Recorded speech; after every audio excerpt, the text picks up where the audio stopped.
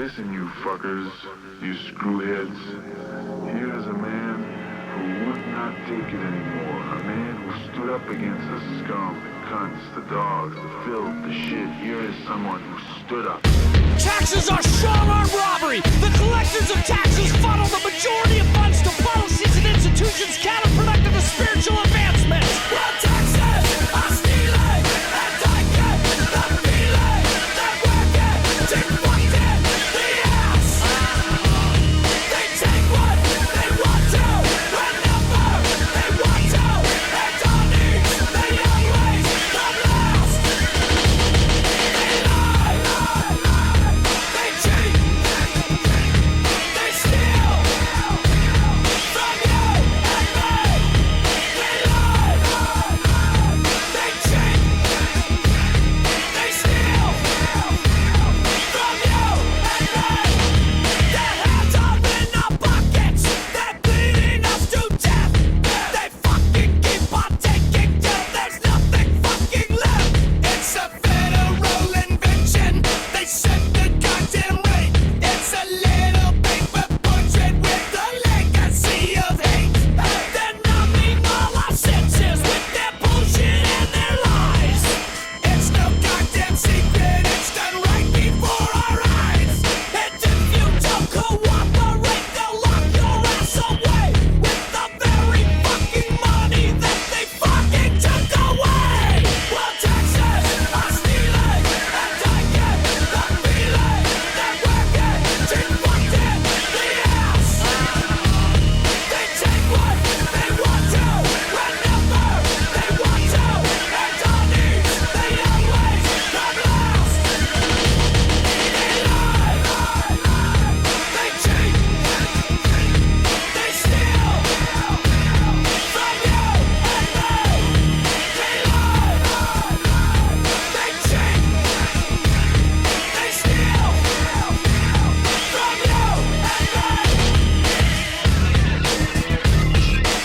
and me. Hello, chat. I wonder what's motivated today's song. Chat, can you possibly guess what it might be about? Chat. How is everybody? I am doing well, I think. Yeah, I'm pretty sure I'm doing well, chat. I'm doing about as well as a man lodged into a closet could possibly feel. So I've done all proper, possible, necessary pre-screen, like I did testing, I did preparation, I have done I bought a fucking backup power supply for all the internet shit and my computers. So I think we're ready. I think that this is about to go as easily as well as it can possibly go.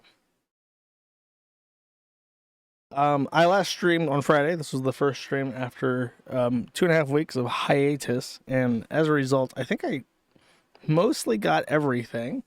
At least like lolcow related. I missed some stuff. I think if I might miss more stuff in this. If I miss more stuff that you desperately need to hear about, make sure to leave a comment. I do have some news this time around because I did not do any news last time. This time I will be talking about some news, and I cannot think of anything more noteworthy, more relevant to the interests of the average person of the Kiwi Farms and my listening audience than the news that Indian men are burning their pantaloons in protest of women. This is perhaps the most the most rigorous possible protest that Indian men could ever commit to try and get their way. Let's take a look. Oh, there's some music too. I've seen this muted. I never turned the audio on before. So they're burning their underwear, which in and of itself is a biological warfare that I'm pretty sure is banned by the United Nations. But then they're not just burning their underwear. They're burning their underwear halfway and sending the dirty, used, burned underwear to politicians in the mail. Why? Because there has been a sweeping set of reformations in the nation of India, or in Dwarka, I think that is what they want to be called now. What's the new name of India? They have like some kind of nationalist Hinduist movement. Bharat is the name that they want to go by.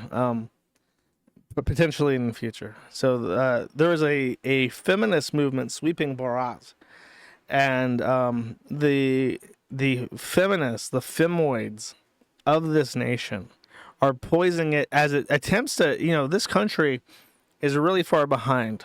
It's got the manpower. It's got the resources. It has enough resources literally clogging up the Delhi River that they could possibly compete with China even, their more mortal enemy. So they're trying very hard to enter into the 21st century and stabbing them in the back, poisoning the well of their movement to make their country great for the first time in its entire history, 2,000 plus year history, are the women, are the feminists who are passing draconian measures and sabotaging the men of their country by prohibiting them from raping anybody they want at any time they want. Prohibiting them from burning their wives if they were to die. Now, this is a real thing, by the way. When the British, this is perhaps the only good thing that the British have ever done. And it wasn't the British in quotes. It was specifically one Englishman went to India, and while he was there, as he went to India as the British do, and as he was there, oh, that's right, we need a hamster for this. Nothing I say carries any weight or has any value until this little fucker is on the screen. So this guy went to India, and a man had died, and his young wife, who he had left behind, was to be burned alive. Literally, like, just burned on a pile of sticks so that she could not fuck another man after he's died. This was like a local tradition in this area of India. And this one British man said, okay, you guys are going to stop doing this shit or I'm going to kill all of you. And the Indians, obeying to their servile instinct, decided, okay, whatever. I guess we'll stop burning alive women whose husbands died.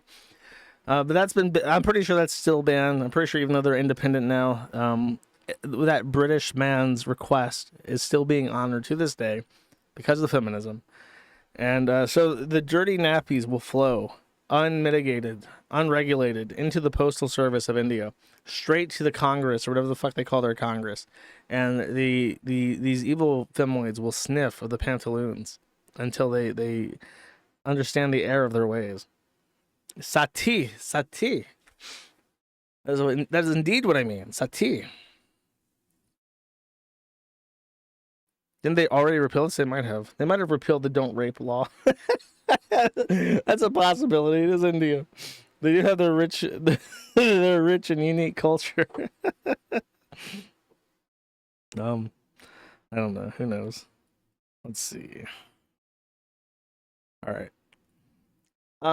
More news, I believe. Okay, so this one was super viral. So this man here on the left is a homosexual. I don't know if you can tell by looking at him. But not only was he a homosexual, he was a proud Espanol, or España. I guess Espanol is the language. España is the name of the country. He was a proud representative of España. And he was serving his country in the only way a politician truly knows how. By getting on all fours and eating his own mierda. I took Spanish like 10 years ago, and I famously failed it 3 times. Pretty sure it's comiendo su miedo, or comienda su mierda, comiendo su caca, right? He got down there and just ate that shit, just shoveled it in. And not only did he eat his own caca, since this is a Christian program, I'll say that, he decided to record it in his infinite wisdom. Because he didn't just want to eat shit. He never wanted to forget that time he ate shit. This was his mindset. He said, "No, I'm going to do this. I'm going to get on my hands and knees and eat shit." But maybe he only wanted to do it one time just to try it, right? People say they'll do anything once. So he said, "I'll eat shit, but just this one time, because I'm just a curious boy. I'm just curious about what it would taste like." And so he recorded it. He took an audiovisual camera device, probably a phone, and he set it up in a specific way. He even got behind the camera and adjusted it to make sure that it would be center frame. and he ate his shit on film, not literally on film, but on digital film.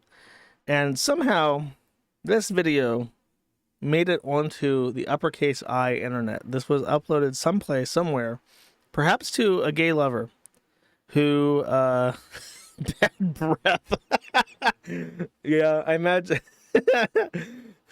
Dude, there had to have been one guy who's like, dude, that guy, that representative, what's the shittiest part of Spain to make fun of? That representative from Catalonia?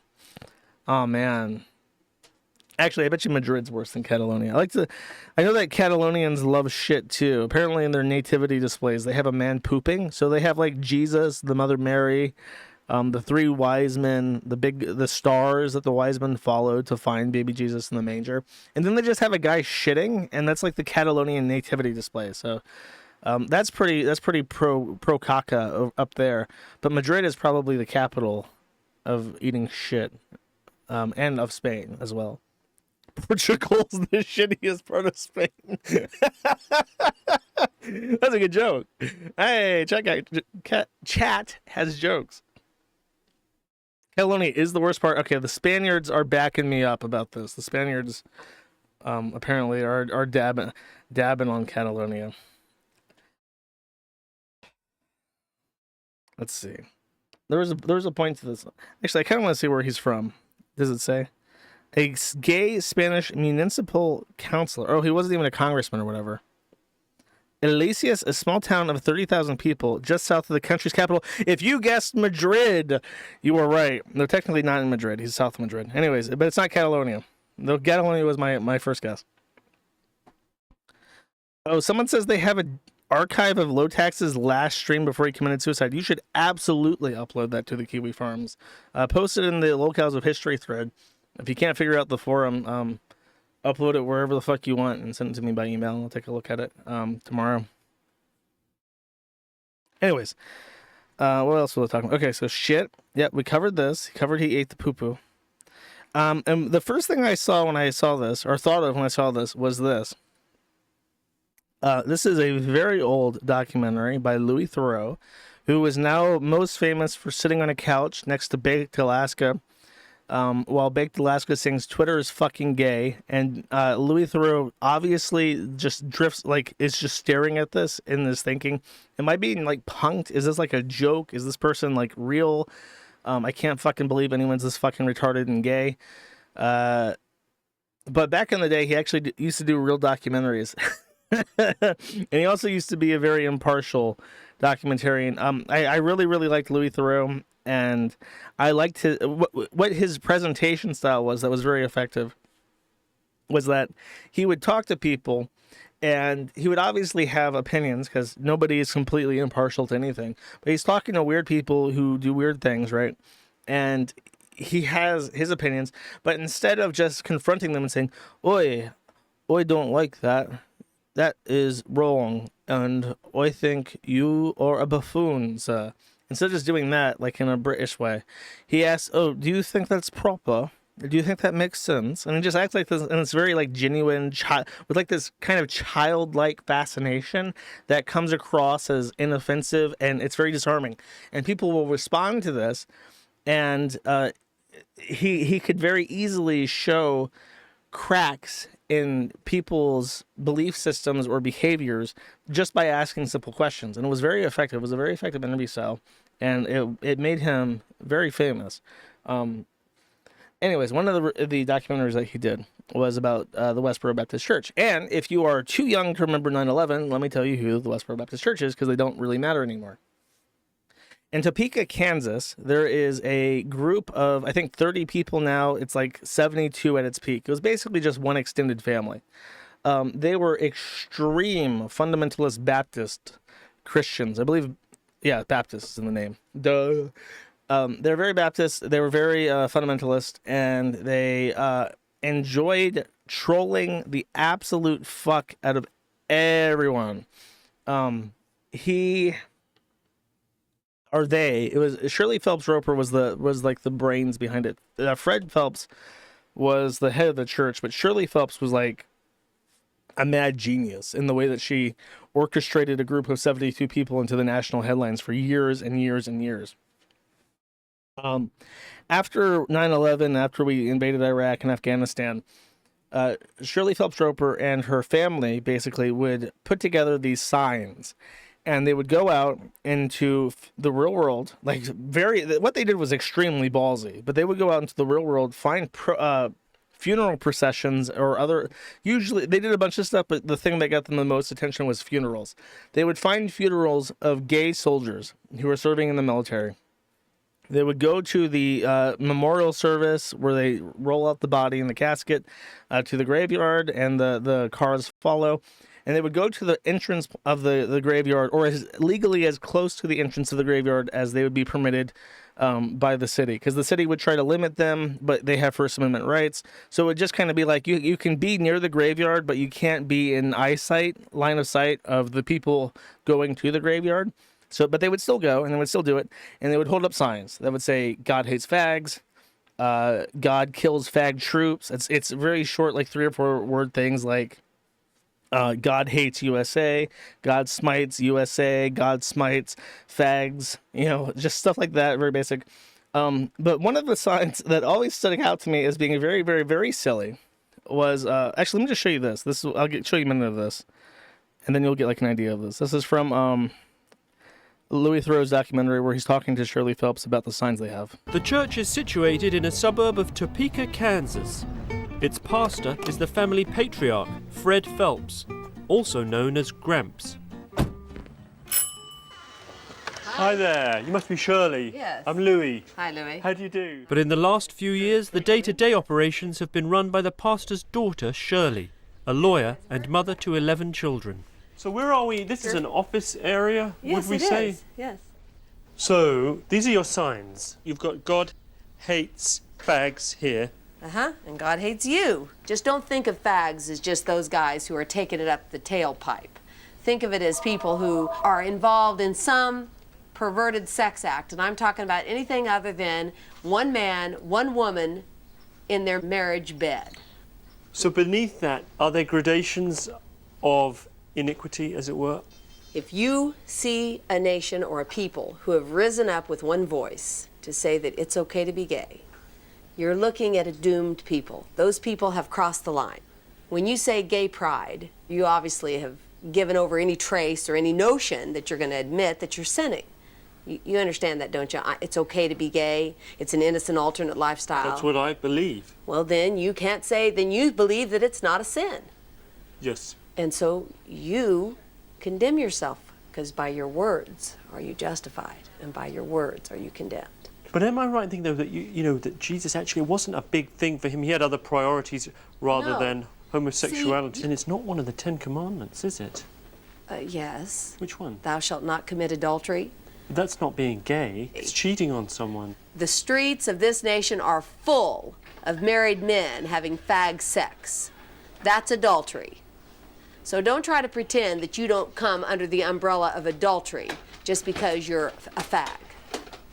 One of the fascinating things about this documentary, by the way, especially in retrospect, is I remember watching it for the first time, is that Louis' approach of trying to hammer in into flaws of logic really didn't work, especially with Shirley Phelps. He interviewed other people, especially like the little kids. Like the little kids don't really have the understanding to defend their beliefs. When he talks to Shirley and Fred, he has no ability whatsoever to make them crack. Like there is no facade. Like anything he comes at them with to try and prove that what they're doing is injecting personal bias rather than a biblical standpoint for their ministry or their church or whatever.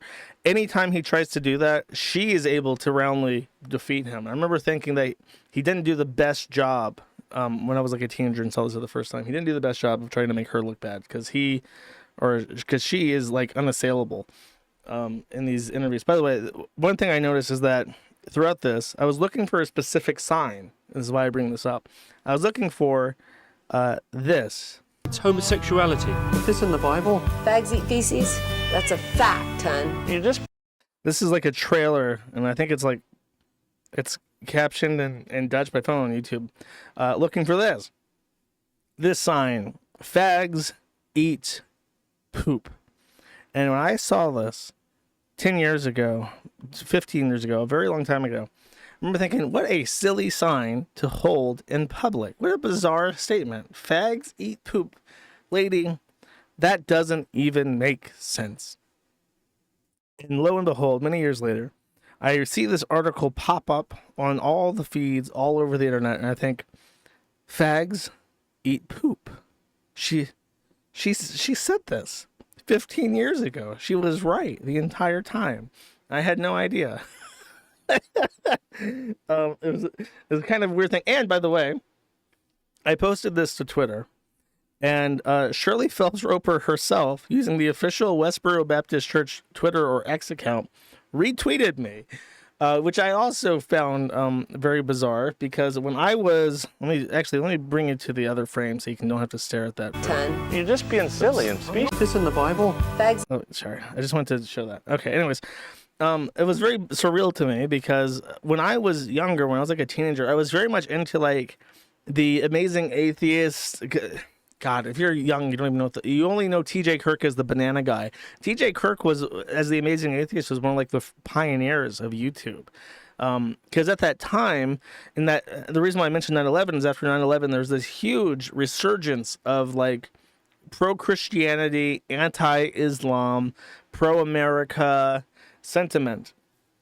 And as a result, when the internet happened and teenagers could scurry off away from the prying eyes of their parents and post online, people like TJ Kirk and the Amazing Atheist and the atheist community, which no longer exists because the entire world is atheist at this point, they were extremely popular and extremely influential, which sounds absurd, but I promise you, the Amazing Atheist was extremely influential to the young people on the internet. When the internet was new, when YouTube was new. I think there was another point that I was going to make about that, but I forget. Eventually, he shoved a banana up his ass and boiled his balls in scalding hot oil. And that's basically all he's remembered for now. He wasn't a very impressive person. He was kind of an idiot. He was just very argumentative, and he was good at pissing people off. And that was his. That's what propelled him to the dizzying heights of early YouTube fame, which he converted to nothing. By the way, at the time, TJ had a ongoing feud with someone named Steven Crowder, who had just started up his YouTube channel called Louder with Crowder, a conservative talking point that was also very Christian, and TJ did not like him very much. Well, TJ didn't become successful at all and is now kind of an irrelevant Twitch streamer with a small hardcore audience, probably people who have watched him for 15 plus years at this point. Louder with Crowder managed to get married, and while he was doing his YouTube stuff, his wife worked a regular job and supported him financially as he was starting his career as an online celebrity, which at the time didn't really exist as a concept. He was one of the first, so it was kind of a high risk to take. Just a fun fact for all you Louder with Crowder fans out there.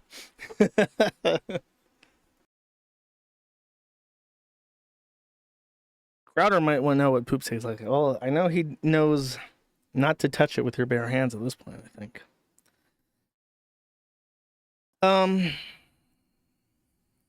Let's see.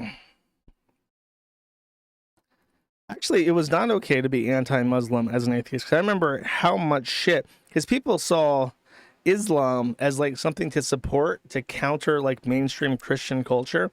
And I remember how much shit, even in the 2000s, that Bill Maher got for being extremely anti-Islam, for saying especially that Islam was worse than Christianity. Like, even back then, people did not want to hear that because they were very they wanted to be sympathetic to Muslims for whatever reason. But Bill Maher was always the one that came out and said, no, they're worse. They fucking burn people alive. And I remember in particular, there was a big talking point with the Westboro Baptist Church where they said, you say that Islam is intolerant, but what about the Westboro Baptist Church? And the immediate thing that Bill Maher would say in response to that is, you're talking about 70 people in Kansas who have never committed a violent crime ever versus people who routinely execute gays, stone women to death, burn people alive, drown people, behead people, and have done this for like 1,000 fucking years. It's incomparable to say that because the Westboro Baptist Church says fags eat poop, that Islam is somehow a religion of peace comparable to Christianity. And Bill Maher's Jewish, so that was something that was extremely unpopular to hear. I think it's extremely unpopular to say now, at least with certain circles. People didn't want to hear that. Anyway, sorry, I'm an old man. I'm literally a doddering old man regaling the youth, the broccoli boys who don't give a fuck about what I'm saying about the early internet and the bizarre atheist Islam alliance that was broken up by heroic Jew Bill Maher when what was it? HBO? It's on HBO. Cool. What's up next? I think that's it for news. I think I'm being a merciful load, chat, and I'm not subjecting you to too much news. I'm only subjecting you to boomer stories, which is much better, obviously. Which one's this? There we go. I do have some true news though, which I know everybody likes. Everybody likes. If I ever see any comments about my stream that's like outside of the usual zones that people who like my streams post in, it's always like the people who say they don't watch my streams like, well, I like some of his content, but the 1 hour of tranny bashing every day is a bit much. Well, chat, unfortunately, we live in a society. And as a result, it is necessary to subject you to an hour of tranny bashing every day. So, learn to love it. Is what I gotta say to that. Because today I will remind them. First up, this is breaking science. A groundbreaking new study from the Mayo Clinic utilizing the largest collection of testicular samples in youth found mild to severe atrophy in the testicles of boys who took puberty blockers, leading authors to doubt reversibility claims of these drugs. Were you one of the people? Oh, wait, you can't see it. Oh, sorry. Were you one of the people who doubted that hormone blockers to stop puberty in young boys and girls might be a bad idea? Let's give it up. Let's give it up to our smart thinking audience who somehow managed to crack this code. Without a degree in medicine and without any clinical trials, you were able to somehow magically guess that not blocking puberty for children was a good idea. Really, it's unfathomable. It's really, how did we know? What it must just be luck. We must be in like a long-term gamba sesh, right?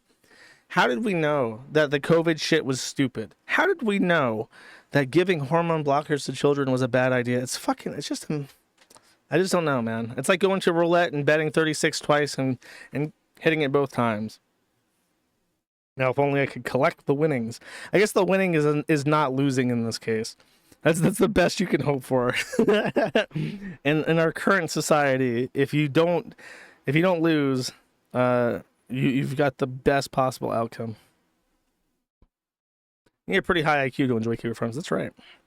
That's a fact, boyo. Let's listen to some fine trans folks on the street. Do you guys also have an age for maybe when hormone blockers would be permissible? Any age, really. Those can be stopped at any time. For hormone blockers, again, that's nothing that doesn't really have any negative effects. Blockers, right? There's no real negative impact of them, right? Because it just delays stuff. It doesn't, like, permanently prevent anything. Both of y'all said that hormone blockers don't have any negative impacts. I've heard otherwise. With any medication, there's some side effects, right? Like, with Tylenol, there's side effects, right? But, like, you still give Tylenol to kids. There's some potential side effects with any medication, but it shouldn't prevent if somebody really wants that, because that stuff is like life-saving. And so people should still have access to that. Do you guys... It's life-saving. These people unironically believe that that stopping a child from naturally developing his or her sex organs as they proceed into adulthood is the most correct, most life-saving route possible. This gunted man, he's not only gunted, he's trying to have like a breast window. I don't know what you call that, like in a woman's shirt where they try to have like a cleavage window, but he's trying to do one of those, and it's just like his manly chest. I use the term manly kind of loosely here, but that's what he's going for. And he's like, yeah, I have the understanding and the expertise to roundly support this medical thing that is in vogue right now. You can see why they stuck them in an asylum and lobotomized them. I think a lot of people can. It's Ronald Reagan's fault, that's what we all say. The booby hatch. I don't have this tab pulled up. Give me 1 second.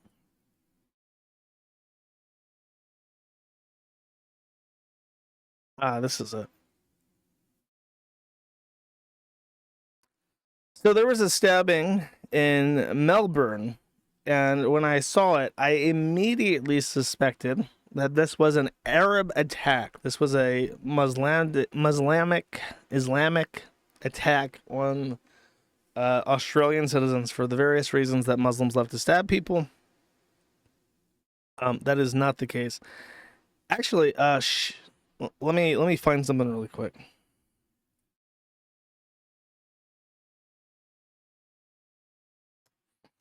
So he was not a Muslim. He was white. And his motivation is under investigation, I should warn you. And for some reason, this image does not want to fucking load. I guess my internet's probably shutting out. But this is him. See, when I saw this, I thought he was like Middle Eastern or something. But he's clearly white. I think he's from Malta. So that's like, he's basically like a mix between Italian and North African. He's kind of close to Moroccan. I was not that far away. But all of his victims, except for one, were either a child or a woman. So I want to say it was 7 women, a 9-month-old baby girl. Oh, the baby also happened to be a girl, and 1 security guard. So there is an investigation from the police of Australia into if this was a hate crime against women. And there is some reason to suspect that besides just the victims being female, the suspicion also comes from statements from his father. Any reason to understand why he would have targeted women? Yes. Why? Because he wanted a girlfriend, and he's got no social skills, and he was frustrated out of his brain. And I saw him having a meal at a restaurant, walk out of the restaurant, and he just, boom, fell into a shop. There's something physically wrong, besides mentally wrong. Only yesterday, in her final post on Instagram, first-time mum Ash Good, holding her new baby, wrote, I didn't fucking ask, mate. I was looking for something, but I don't think I'm going to be able to find it in time. What I was looking for was this guy had a gay dating profile. And well, it wasn't explicitly gay. Oh, it wasn't a dating profile. I remember. Sorry, let me get this right. He was listed online as an escort. He was trying to sell sex.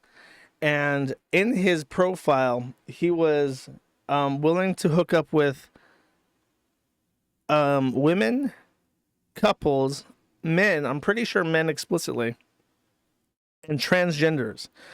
And at first I just thought he was a homosexual, right? I thought he was just like cruising for booty. Or he's what they call nowadays the kids, they say they're pansexuals. I was thinking maybe he was one of those pansexuals. But now in retrospect, I think he was just like an explicit incel. And he was on an escort site, like hoping that someone would like like pay him for sex so he didn't have to like navigate the complex social avenues required to acquire sex. He just thought someone would pay him, and that would suffice. But I don't know if like that ever happened. I would be interested in seeing how many people hired him for his sexual abilities, considering he was apparently longing for a girlfriend. Dude, can you imagine? Right? Okay, you are a woman, and for whatever reason, you have like a male libido, and you desperately need to have sex. So you go online, and for whatever reason, the least creepy guy that you find on this escort service is this like this Maltese man, and then you pay him for sex. And I'm gonna assume that there's something wrong with you. You're missing a leg and an eye on different sides, your left leg and your right eye. So you have to pay, I guess. They're probably not, just being real. And then afterwards, he tries to like girlfriend you, like I paid you for sex, and you're still here. Why is this? And he's like, well, I thought we had a real nice connection, and I was hoping we could see each other again outside of the pay for escort service. Like that would be like the most awkward fucking thing, the most awkward encounter of a person's entire life. Like the worst possible thing that could ever fucking happen to a person is like being propositioned by your prostitute in bed, which I assume is what this guy was trying to do. Aha, hoo hoo hee hee. All right, let's take a look. Let's rate this dating profile, chat. I got it. This is Joel, an escort from Sydney, New South Wales. He is 40, or age 35 to 40, 170 to 174 centimeters, which I think is short. I think 170 is really short. CM to IN. Let's see if we can crunch the numbers here, chat. 66 or 67 inches, and then we do calc 67 at 12. He is 5'6" on a good day if he straightens out his back really well. 5'6" to 5'7". Pretty dire, chat. Pretty dire. Not that short. Cope. A wee little midge. A bow-legged dwarf scooting about on an escort site saying, "I'm pay me for my services." There's a pot of gold. There's a pot of gold at the end of this rainbow. Anyways, what's next? What's his ethnicity? Does he list? Hair type short, eyes green, body type solid. For a fun time.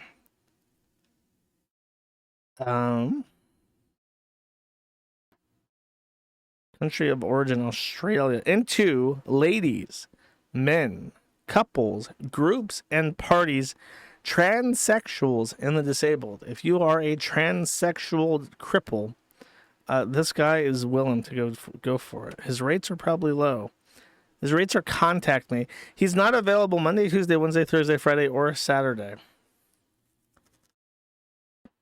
I guess maybe he shut down his profile. So, I'm an athletic, good-looking, 39-year-old guy. Let me gently massage all of your body and have me in any and every way. I can do groups, romantic, or anything you desire. Just let me know anything you need. I didn't think that an escort could ever sound desperate, but I'm going to say that this escort descriptor sounds desperate. Do I sound accurate when I say that? I don't want to like be too mean and just like make shit up. I try to be grounded in reality when I say things. Believe it or not, it's coming across a little bit desperate to me. Like, please pick me. Please pick me for your escort services. I'm so giving. Okay, chat's backing me up. And listen, when chat's on your side, that's all you need. Unless chat's not on your side, then you don't need them. That's how it works. Yeah, boy. I think that might be it for the trim stuff as well. Actually, there's a little. Let's just keep the fem hamster up for just a second more.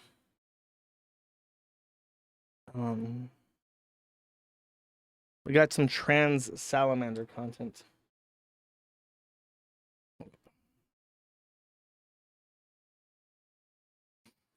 All right, so this is a weird thing that only trannies do. Maybe you can help me understand it, or you can just not help me understand it. I'm okay with either one. Trans Salamander, aka Kevin Gibbs, is very, very proud of his neo-vagina, which is a bit weird already.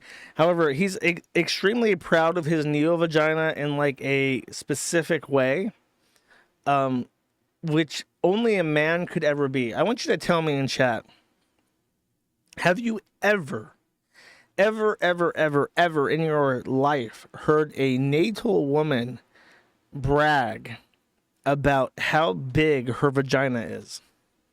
I'll wait. Can you name anybody? Maybe Lisa Lampanelli? She's made some kind of comment about how gaping and massive her vagina is. It's not usually something that people brag about, right? Yes? For whatever reason, gay men, when they get their penal scrotalectomy, okay, they like to brag about their depth. They'll say, Kevin will be like, or not just Kevin in particular, but these people who are for whatever reason proud of their depth will be like, oh my God, I can fit a 6-inch dilator. And that's like a thing that they post on social media, like, oh my God, my surgery was so good, I can go 8 inches now. And Kevin Gibbs wants to be one of those people. But he has a problem, chat. Much like how his weenus was very small, his Venus is even smaller. I think his vagina is only like 2 inches deep. And he gripes about this on social media. He openly complains to the world that he is not a valid woman because his vagina is only 2 inches deep. And he has been trying for a very long time to have this rectified. He's been trying desperately to get his vagina deepened so it can get blown out better. Because I think it's like healed up so much that it's not only just not really deep, it's very like small, like the circumference is small, so it's not flexible like a vagina. It's like a pee hole, and it can't accommodate any kind of penis, like normal sized penis. So he complains that he can't have sex and sex is painful. However, that didn't stop him from trying. He hooks up with this guy. Yeah, this is another tranny. He met up with him. I'm just going to say this, okay? To all you vaboos out there in my chat, please do not get angry at me and start complaining. God, if this would just fucking load. My site dead? Is that the issue? Is the site just down? No, I'm just suffering. I'm just suffering as I do. How the fuck is it like this one picture not going to load? I went through and I preloaded all this already. Look, this one loads. Does this one load? No.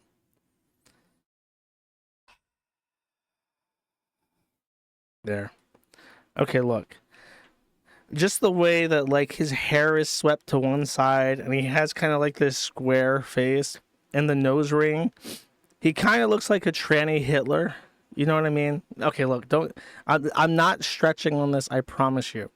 Like, square face, kind of like flat, hair swept to one side, and the nose ring kind of looks like a toothbrush mustache. And I'm just thinking, especially when it's a thumbnail, I'm thinking, that's like a tranny Hitler. No, it doesn't. Mein 2-inch vagina. mein 2-inch armhole. We need to widen the armhole to the grosser Kevin Amho. Something like that. Hitler was so... Most people are better than Kevin Gives, okay? Anyways. Apologize. No, I will not. Stalker child. Anyways, so I just want to skip all of this, I think. There was gay sex, he says. He's implying that it's lesbian sex, but it's still gay sex. Philip out of practice of peopling. Where's the one? He says, my pussy is sore, angry face. Did she get a good workout? Thinking face. Admittedly, not as much as I was hoping. She's too big and I'm too tight, grumble. But yes, LOL. He says, I wanted her inside me so bad, but doing a sort of fraught move with our bits still felt really good. So I want you to imagine this, right? Tranny Hitler and this other gay man mounted each other. And unfortunately, because the Danzig corridor was still seized and not properly dilated, he couldn't do it. He couldn't fit inside. And so they just rubbed and ejaculated that way and called it a day.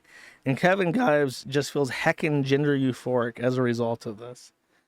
And this is what I'm supposed to believe is a normal, healthy, happy sexual relationship in the year 2024 between two people who just love, just like our love, and they're no different from us. Every tranny talking about sex words it like Christian. Well, they're all mentally handicapped, like Christian, I think. Okay. Next topic. Okay, sure. I think the Fem Hamster has been dismissed. We got regular LOL cow content. Is this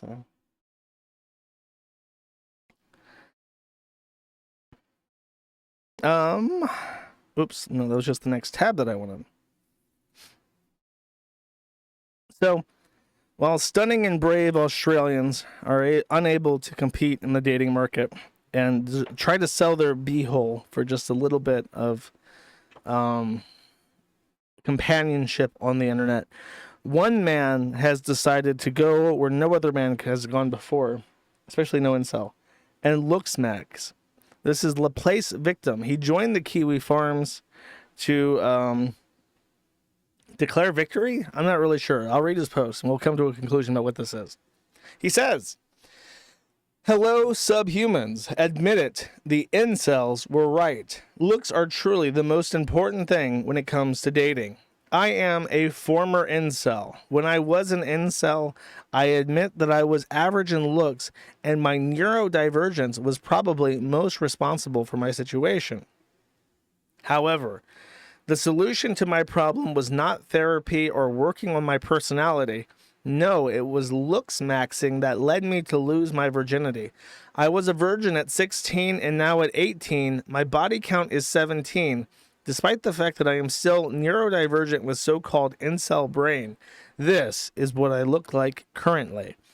I have read the incel thread on this forum and it's clear that you Kiwi farmers are highly delusional. Your dating advice comes straight from the Normie Handbook. The solution is to improve your looks. In my case, I got really lean, from 16% to 11% body fat. I started skincare routines, got a pretty boy haircut. It's called a broccoli haircut, sir, not a pretty boy haircut.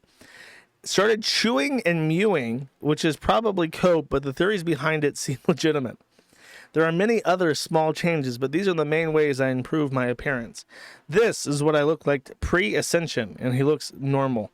If he looks more normal than in those pictures, there's a reason for that. I'll explain why. You're self-loathing neats who are in denial about being incels. Here's the faces of the notable Kiwi farmers look like.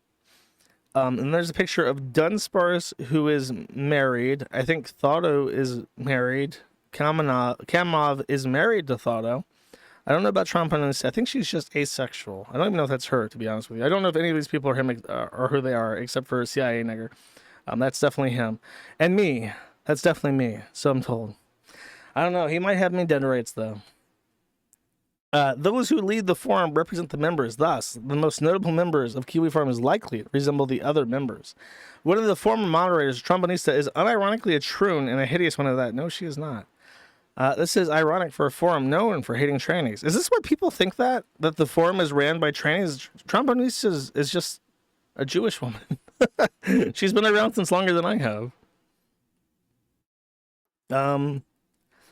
The lack of sexual dimorphism and poor health indicators among the notable members are similar to the troons they mock. If someone posted a photo of Nolan claiming he was a trans man, Kiwi Farms members would start pointing out how poorly he passes.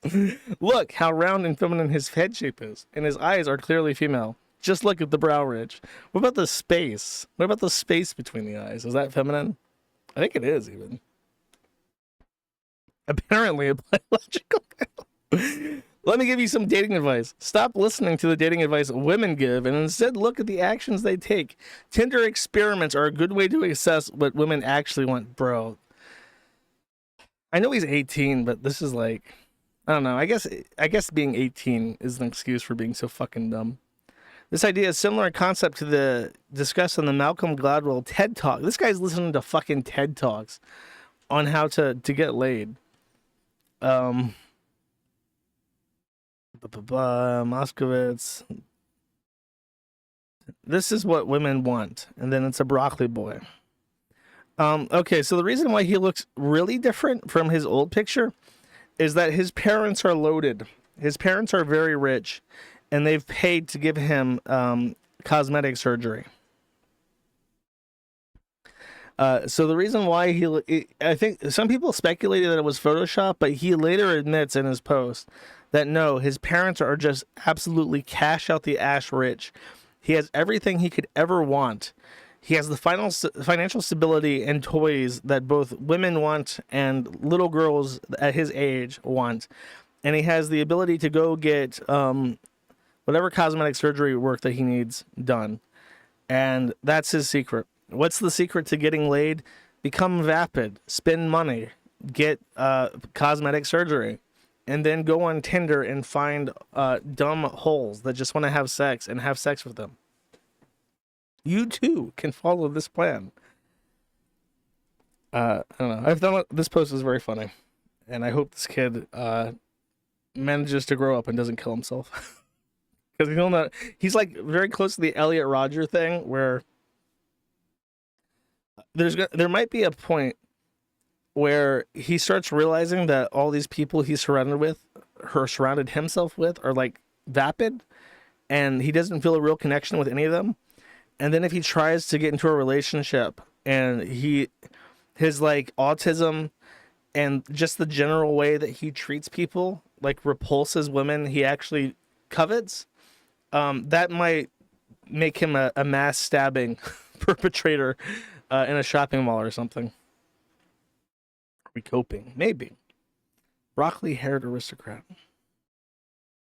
He does look a lot like Elliot Rodger, especially in these pictures. It's like, did you just like hand like an Indian cosmetic surgeon a picture of Elliot Rodger and say, "This is the most supreme gentleman. I want to look like him. Here is my father's credit card."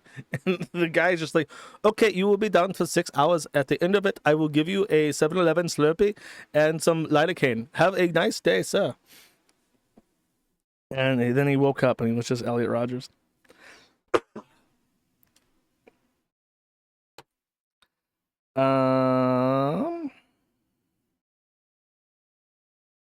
Okay, I think that's it for this guy. What's next? What's the next tab? Saad did not mute. Elaine, I'm not going to read any of this. I will instead just point out that this exists because Elaine loves attention, and you can't really make her feel bad. Like, if you try to make fun of her with the intention of making her feel bad, it's not possible. She has, like, no self-esteem and no self-worth, and if you just acknowledge she exists, that's more than what her father has ever done, and as a result, you will become, like, a part of her weird myriad of fixations. This is a mentally ill Skelly woman in the UK. She has, like, completely destroyed herself trying to become a part of the sector. And someone spent the time to write a very, very, very, very, very, very, very, very, very, very, extremely, extraordinarily, utterly, totally long and comprehensive new OP that spans 3 entire posts. I can keep scrolling and scrolling and scrolling. Every mistake, every stupid ass fucking argument, every fight that she's ever had with every E-daddy, every time anyone's ever mentioned her, all the times that she's threatened to SWAT people and get them killed and have them hacked and all this other gay bullshit that she pretends to do all the fucking time, all day, every day, instead of having any kind of productive, healthy life, has been documented in these posts, making it one of the most comprehensive threads on the entire site now, which I'm sure she loves. Yes, Elena's Troll Cal on Twitter. That's what she calls herself because it's like she can't mentally handle the fact that people just think she's a lol cow. So she's like, I'm not a lol cow, I'm a troll cow because I troll you. Oh, he hoo ha. I was like, okay, I'm done with the Skelly. I'm done with this. Just thought I would mention it because this guy did a really good job, even though there are funnier people to put this kind of effort into. Stephen Bunnell II has allegedly had a sexting leak. My boy Stephen is a poon hound. And more than that, he is like a proper sex addict because he has the money and the clout to like pull in all these BPD girls. So he just like hits them up on Instagram and then just starts goon seshing with them. I'll read this. It's a little bit embarrassing, but apparently it aligns with other private messages that Destiny has leaked had leaked in the past. So if this is legitimate, this is pretty embarrassing. He links to a Pornhub video, which I think is a foot fetish video. And then she replies saying, gotta watch it on mute. Family and kids all over the place here in our house. Facepalm emoji, laughing, crying emoji, X. Destiny says, ah ha ha ha, yes, ma'am. He says, if you can, give me a discreet vid of your little feet, smiley face. And then I think this is like a time skip. She replies saying, just Becca XX love emoji. I told you what happened, X. Destiny asks her, and you've done group sex orgies before? She says, not by my free will. No, XX heart emojis. I was forced, XX. Lads. So first of all, if you're ever asking a girl you just met about orgies, you're fucking up. If she replies with, haha, no, I was gang raped though, tee-hee, ooh-woo,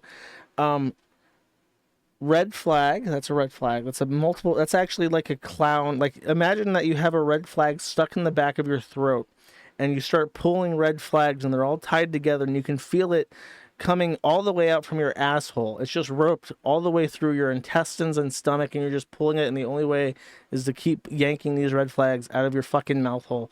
That is the level of red flaggage that is happening when you get that response from a girl. I'm just letting you know. I don't know if you need to be told this. I'm sure some do, but that's what we're talking about here. Destiny replies to a message from her saying, because my parents are like super, super strict, don't do this, don't do that, don't go there, don't talk to hi. And then it says, see more. I guess because she was brutally gang raped, her family is now very protective. And they're like, okay, be very careful and don't get gang raped again. But she now resents them for that because that's a traumatic event. And he replies saying, well, fuck it. It would be so hot to drive you home from a date to make you suck me off in the car. I'd love to send you inside to your parents after making you swallow a full load from me. This is the immediate message after I was gang raped, tee-hee. She replies saying, your only purpose is life is worshiping me. Pink heart, crown emoji, woman wearing a crown emoji. This is also a red flag. That is some psychotic shit. She follows up by saying, put me as your phone's wallpaper. Trust me on this crown emoji, woman wearing crown emoji, lip emoji. If you want to be kinky, then be kinky properly. Big X. Lol, autotype couldn't keep up, laughing, crying, so many errors. He says, God damn, drooling emoji. Why are you so far away? Crying emoji. She says, I know, XX heart. He says, also, goddamn, if you got any more pics or vids, you need to send them too. And then I don't know what to call this emoticon, where it's like two, like the greater than, period, less than. Is there a name for this emoticon sequence? If there is, please type it in chat. I don't have a name for it, but that's what he posted. Later on, she says, it's been fun and different sat sun for Steven. Laughing emoji, lip emoji, hand over mouth emoji, hashtag what? Steven, 7 hours later, replies, God, holy fuck, I just came 8 times today, lol, Jesus. He says, more responses from me tomorrow, okay, I'm passing out. She says, okay, X, can't wait to see them, XX, hug emoji. Then she says, see, I told you I'll blow your mind. So this is a tacit admission from Destiny that he does a 7-hour-long goon sesh, probably longer, where he attempts to ejaculate 8 times a day. So Destiny, being elevated to a position of wealth and privilege that few people in this world can ever hope to achieve, uses that time and that position to solicit nude images from girls who are cripplingly mentally ill, victims of gang rape, who talk about being gang raped as if it was like a silly prank pulled on her, and then goons for upwards of 7 hours, at the minimum 7 hours a day. And if you want to know, this exactly succinctly describes why I feel Destiny believes the politics that he does. There was a documentary or some kind of like biopic, I don't know what you want to call it, that Turkey Tom put out that I watched over my hiatus. And it was just Turkey Tom and Destiny like hanging out. And it's not like a great interview or anything. It's just like, I think that Turkey Tom really, really likes Sam Hyde and tries to act like Sam Hyde does, which is kind of cringe, but I don't know. But there is some like interesting insights into his past, and the one thing is that Destiny kind of is apparently started out as like a StarCraft streamer, but when he was starting out streaming, he was also working as a carpet cleaner. He had no education. I think he was a high school dropout, and he was cleaning carpets in like the middle of fucking Kansas or something, like just the most like dead-end job imaginable. No upward mobility, no sort of fulfillment from work, making very little money. And then when he got into streaming and was starting to get partnerships and, you know, easily broke that $300 a week that he was making cleaning carpets part-time in his apartment, he's like, well, fuck it. I guess I'll just do this full-time now. And now he makes multiple $1 million a year. And I think that this is why Destiny loves the status quo, because I had always kind of had lukewarm feelings towards Destiny. I always kind of liked him, but watching this interview and realizing where he came from, if you don't know, Destiny's politics are like, I love everything exactly how it is right now. The things I don't love about it are just the byproducts of like necessary evil. We're currently on the best possible compromise considering all existing problems. He's basically just like, everything is great. The things that are bad aren't so bad. They're better than the alternatives. I like things how they are now. And when you realize where he came from and what his background is and where he's at now, in his mind, which is saturated in pornography and instant gratification, he would never risk tweaking society, because in any other timeline, in any other world, in any other situation, he would still be cleaning carpets in Kansas for minimum wage, and he would never have been able to have unrestricted access to mentally ill Instagram girls that talk about getting gang raped like it was a silly party. So that's my perspective on Destiny. I really feel like his entire worldview is centered around this concept that he lucked out, and he really knows that he lucked out, and he desperately wants things to continue on their current trajectory where he can sit around and goon all day and not have to work, because he knows if he ever has to work again, if there's a communist takeover or a fascist takeover, he's dead. It doesn't matter if it's Pol Pot or Stalin or Hitler or Mussolini or Mao Zedong or Emperor Hirohito. All of those people would look at Destiny and instantly kill him, or rather have him executed summarily. And yeah, the Turkey Time documentary really made me think, wow, this guy is just a piece of fucking shit. There's no mystique. And then he's doing this thing, by the way. I don't even have these clips ready to go. I might be able to find them if I do a little digging real quick. But he's currently doing this thing. My internet's probably not fast enough. Where he just goes on like a tangent that can be easily clipped out of context. And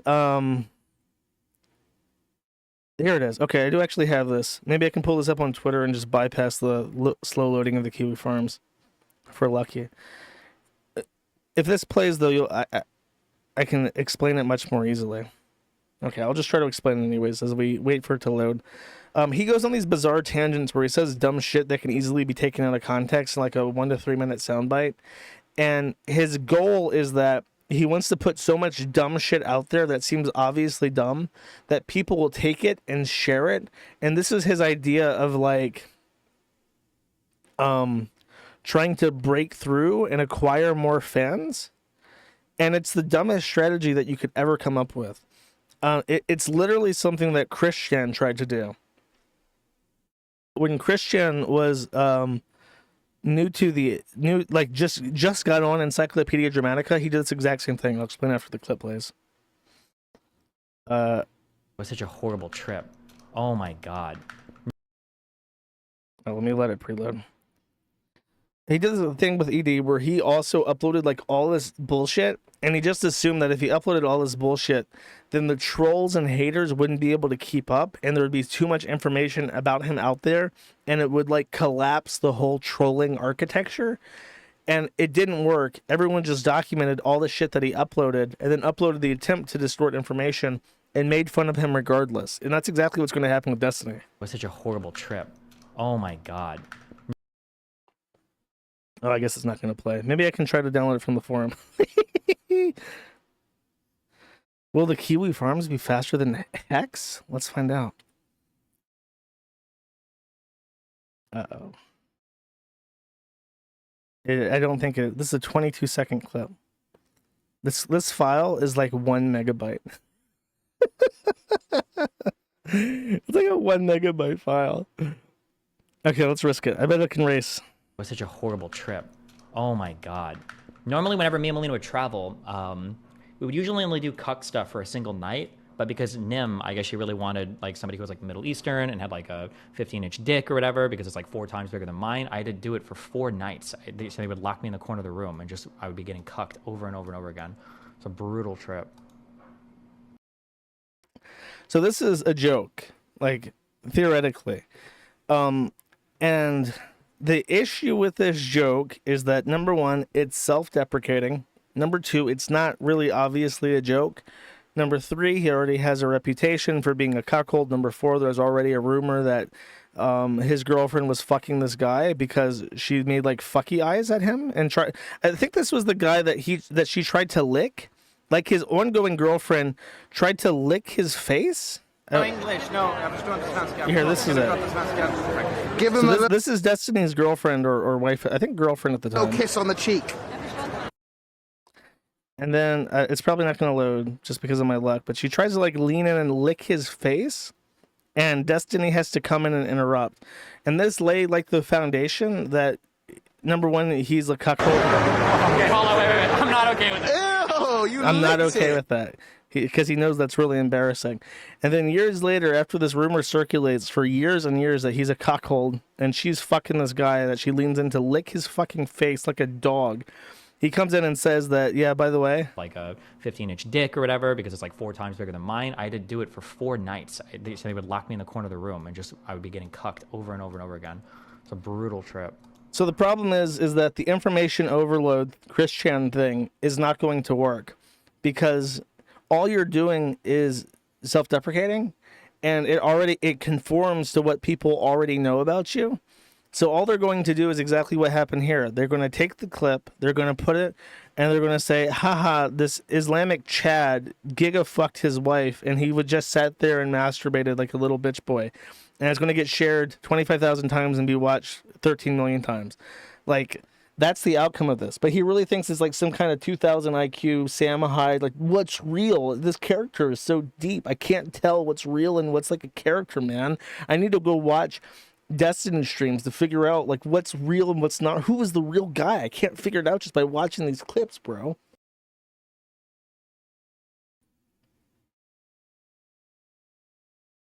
Oh, is this like a bunch of bot accounts? I thought maybe chat was like doing a thing. There's literally no point trying to like ban all the bots, and I don't really care about the dreaded N-word, so I'm just gonna let it run. Oh, is it on Kick or is it on Rumble? Oh, it's on Kick. I would hate to make the kickers go over to Rumble, but I'm gonna have to do it because that's like a spam thing. It's not fair to the other chats.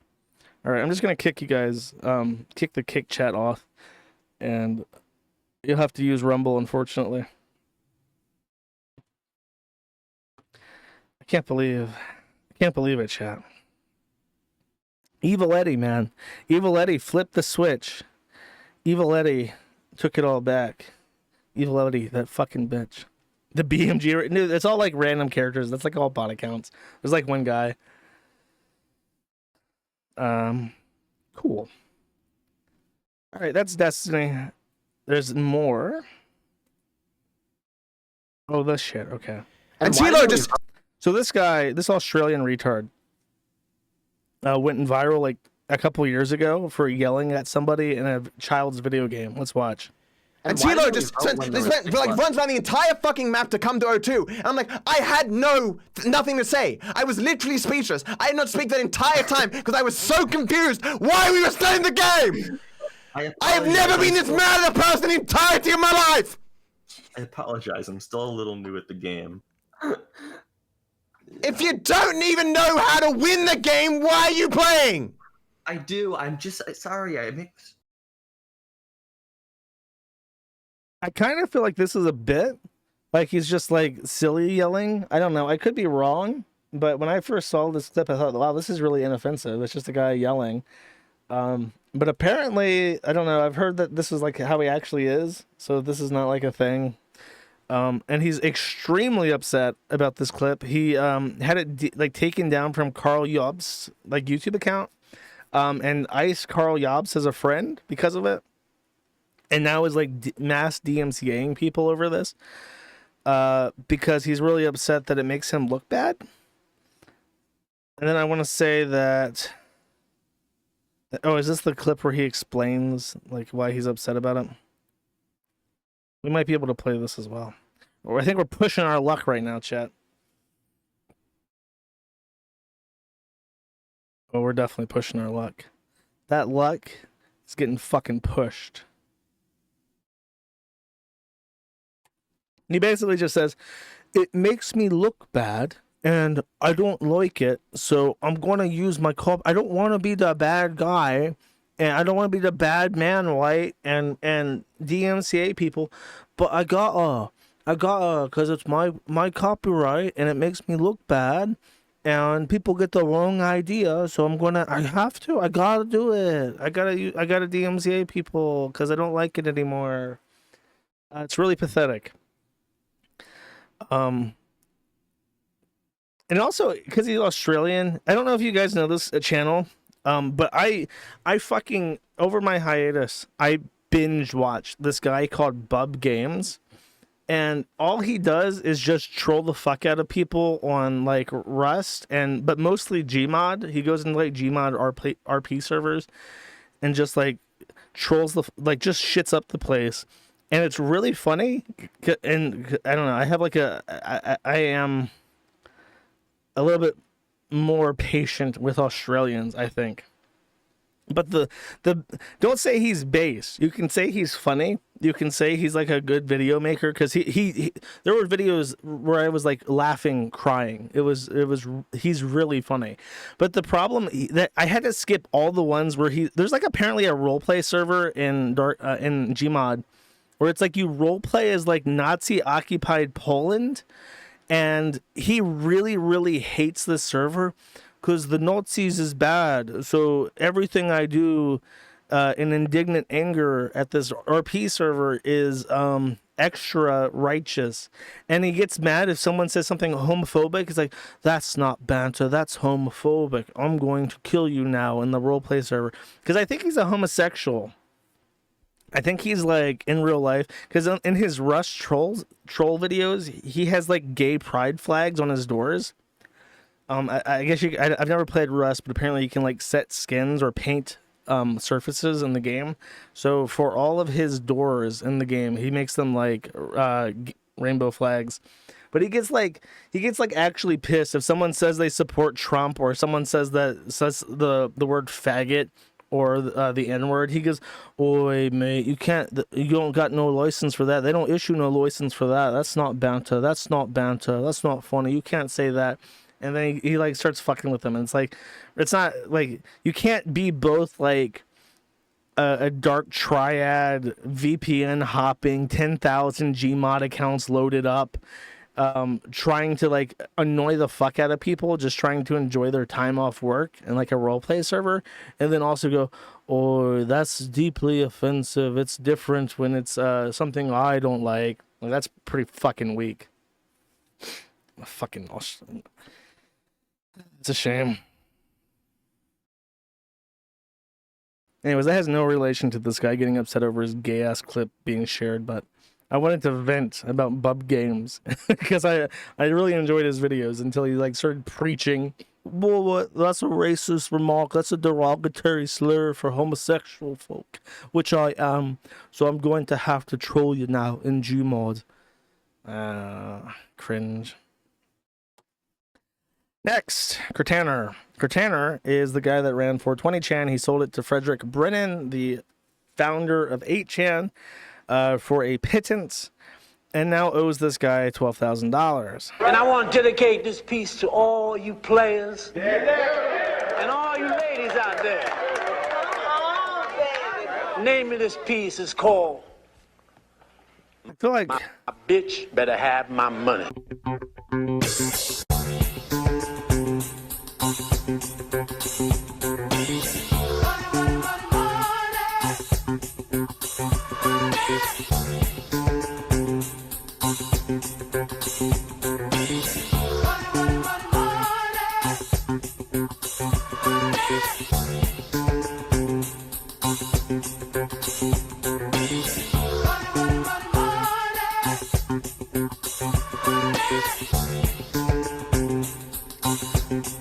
So he posted this. The guy posts a spreadsheet that shows that Cortaner owes him $12,642 Canadian, and then Cortaner on his real OG anonymous account, which is the fucking gag-inducing level of cringe for your handle, shows that he supposedly has $166,000 in cryptocurrency. And for some reason is not paying this nice man back the money that he owes.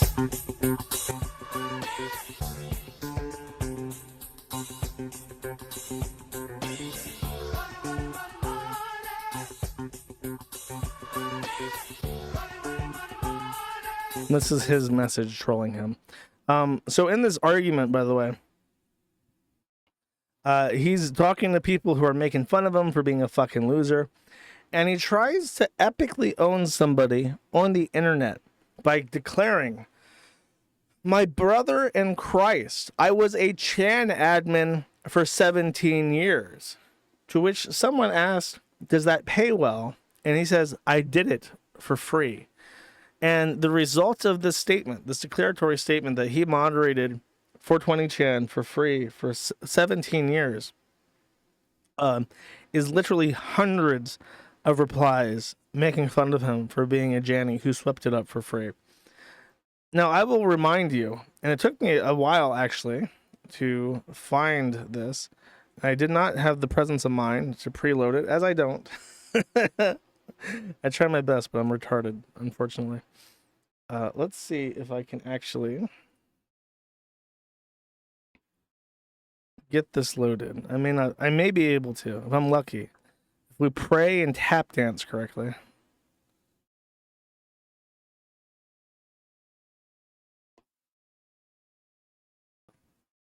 Oh, dude, I completely forgot about this.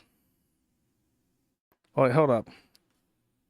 I saw something that I completely forgot about that we might watch. I mean, I guess there's not like... I don't have anything else to do. I could make this a long stream and talk about this too. This is from a while ago, though. Let me show the video that I want to play. And then,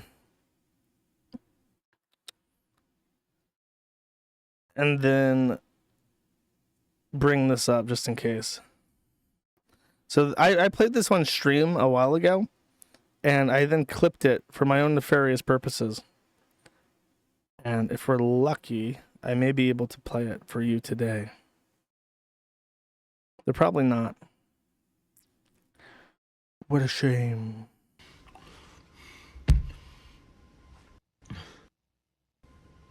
Oh, there. Okay, yeah, perfect. It's playing, I think. This is Kurt Tanner, who claims he's worth $200,000. Do you remember this clip? Go away! Do you remember this clip, guys? This guy keeps threatening me. He's been threatening me for like years. That he's gonna like bring me down and shit. Listen, I understand. Ah!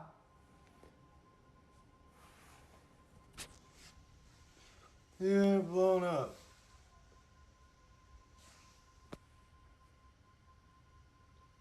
He has like gout or something. All of his toenails are black. His feet are bloated. One looks like it has scabs on it. Hey. He's about to scream though. Hold up. This thing's a fucking balloon. Go away! This is the scream. It's really loud.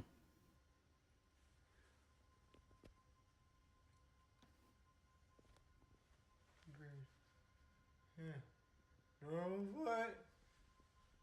Not normal foot. Sorry, that's really, really loud if you play it at regular volume. And then he proceeds to eat hamburgers off the floor. This was like a multi-hour Twitch stream, by the way. When Cortana still owned 420chan, he tried to like prop himself up as a Twitch streamer by just embedding his Twitch stream directly into like every page of 420chan. And then he would like get fucked up on painkillers and scream about having gout and then eat Burger King burgers off the floor because he can't like stand up on his gout feet. That's why he like desperately forced any user trying to talk about wrestling or pot or child pornography, as it turns out, because apparently he had like a hidden pedophile board that like for child models just called pedo. But if you were there for wrestling, pot, or child pornography, you would be disturbed in your proclivities by a video of Cortana eating hamburgers off the floor. And even that didn't work. Now he's being hassled for money on Zitter. What can I say, chat? It feels good when bad things happen to bad people. Okay, the thing I was going to mention was that I forgot this last stream, but I'll mention it now. I had made fun of Hassan Piker because he's like dwindling in popularity. Hassan Piker and iDubbbz have announced that they're going to make a podcast together. And I thought that was a very... I don't know if... Has this aired? I might be behind on this because I don't actively follow the iDubbbz thread. Is this out yet? Their new podcast together? What's his beef with me? Cortana? Cortana is like Antifa, and the Kiwi Farms is popular to hate in those circles, so that's why. Cringe podcast. Bugged Whopper mechanics. The Broke Boy stream. Can't wait. So Need it or keep it. The retarded cuckold pop. Okay, so one person, Naked Ikes, says that it has not happened yet. Yeah, the maximum damage thing. Oh, man. I played a clip of that in February where they're talking. The maximum damage thing is just like iDubbbz and Aniza talking. And it's like the most passive-aggressive exchange possible. So that's depressing. Nobody watches that. I'm interested in seeing the Hasan Piker thing. I have a theory about this because I thought about this probably more than I should have. I thought, really, what's the appeal in Hasan Piker and iDubbbz? Like, what's the chemistry there? Why would anybody ever want to watch this? And I think the reason why they're doing it, or I say the reason why they're doing it, the reason why Hasan is doing it is different than iDubbbz. iDubbbz he has no job. He has no source of income. His channels are all dead. Nobody likes him. He gets made fun of.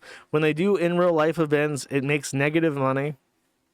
So it's just a big fucking disaster. So he needs someone to prop him up. He needs someone to give him a chance. He's like, hey guys, I've been out in LA. I've been sucking dick. I've been debasing myself. I've been apologizing for every N-word I've ever said by lashing myself down the streets of Hollywood like a German during the bubonic plague. Like, I'm really out here debasing myself. I need a lucky break. How about you, Hasan? You're popular. Won't you give me a lucky break? And I think Hasan has something very specific in mind. I think, and this is my pet theory, that Hasan wants to recreate something along the lines, not like in terms of content, but in terms of subtext, of along the lines of the biggest problem in the universe, where and the biggest problem, if you don't remember, that was Maddox and Dick Masterson, aka Dax Herrera, aka Juju the cow, a man who gets fucked in the ass but just like a cow. Dax discovered that sitting next to Maddox made him look great in comparison. He looked better. He looked healthier. He sounded funnier. His jokes were better. He was more charismatic in every single way. Sitting next to Maddox made him look degrees higher than he would have normally just doing his own thing.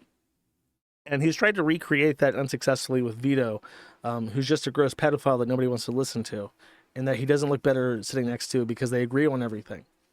But it created, I think, a lightning in a bottle that hadn't existed prior. This idea that you take someone who's unwittingly who doesn't know it themselves, that they're just there to be a fucking loser, and then you sit next to this fucking loser, and you just look so much better in comparison, as long as you abide by some rules that doesn't make it look like you're exploiting somebody.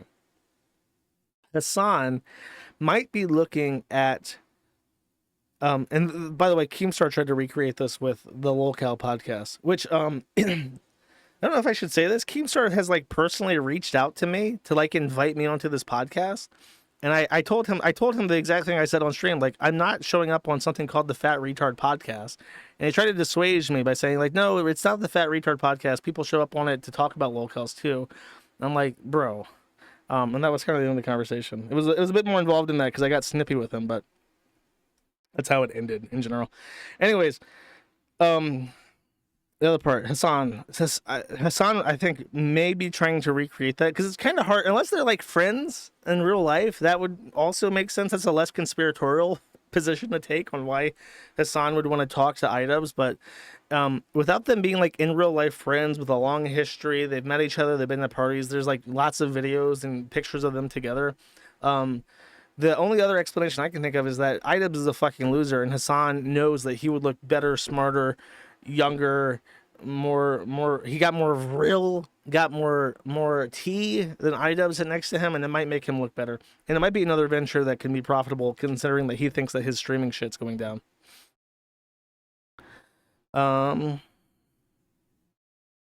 So that is the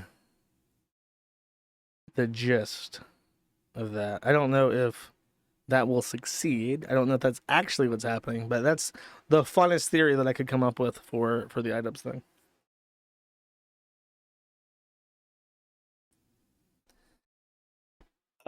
That's okay. That's on the side. I don't have any things for that. Let me move on to Dissecta.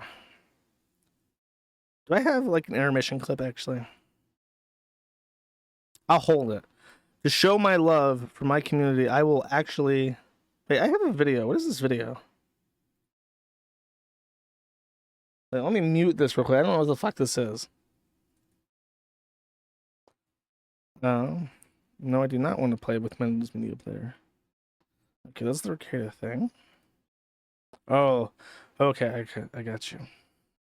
Sorry, let me slot these in. I'm being a bit of a fat retard right now. Okay, out of internal love for my community, I will just hold it. Okay, so Cog, Dosser Cog. Oh, that's the that's a teaser. You're hearing a teaser. Dosser Cog got into a little tiff with Ralph. But before we get to Ralph, let me explain. I have to be careful what I show on stream. I think that there was a leak of Uber Eats complaints. Like the back end of Uber Eats got hacked and all the complaints got leaked at some point. Because this somehow ended up on... Oh no, I see. He posted it to a website himself as a retard. And the leak says this, or the post says this. Hello, I am writing on behalf of John Harrison on... And I'll be nice and not say the road, or I'll be conscious and not say the road name. From Oldbury, regarding an issue with an Uber Eats order. The order in question is the order was for 3 meals and 3 additional hash browns, but the hash browns were missing upon delivery. Each hash brown costs £1.09, totaling £6.54, owed to Miss Powell. The request is for Uber Eats to refund this amount within 24 hours or face the deletion of both their applications as regular customers feeling unheard. Contact for resolution will be handled through email. So Dosser Cog, who lives on a pittance, a donation from the taxpayers of the United Kingdom, and as we've established, taxes are stealing, which are contrary to spiritual enhancement. But he takes this pittance from the Queen's massive treasury and spends it on Uber Eats, hoping to feed himself, nourish himself, because he's emaciated. He wants some McDonald's. And he asked for 3 hash browns to be delivered with his meal, each £1 9p.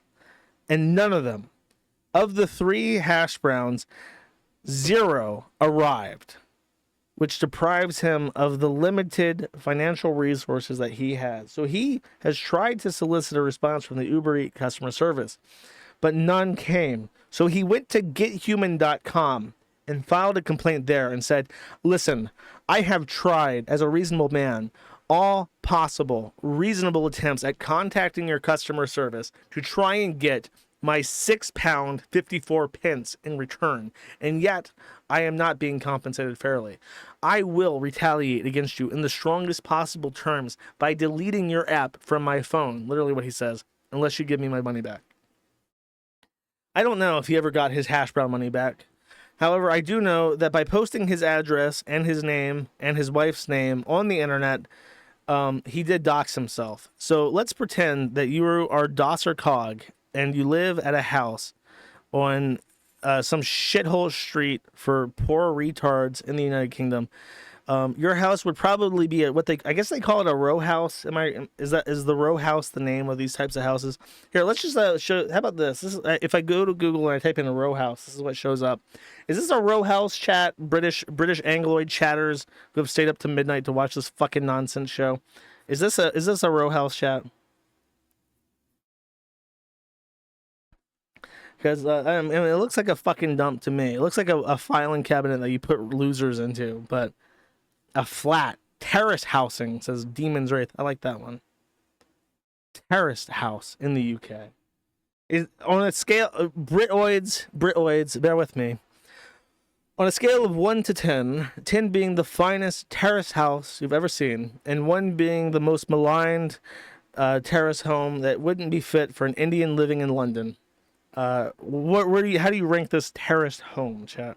Angloid chat, only Angloid chats.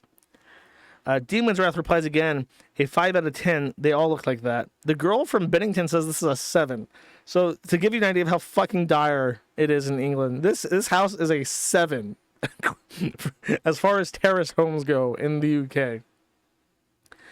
Ghost disagrees. He says 4. Host Black goes with him. Double Get says it's a 2. He's going the lowest. Okay, I'm getting the feeling that some are being neggers and they're negging this terraced home very hard. But a lot of people are saying it's a 5. This is actually just what they look like. And this is when you ask for a terraced home from the council, this is probably what you're going to get. Enlightening. Thank you, Angloids.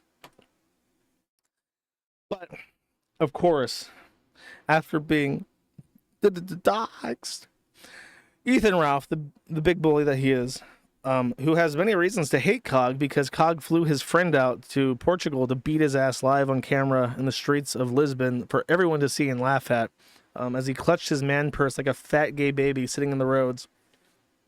Ralph has a beef with him. And so they took to the kill stream to holler with his wife there to support him.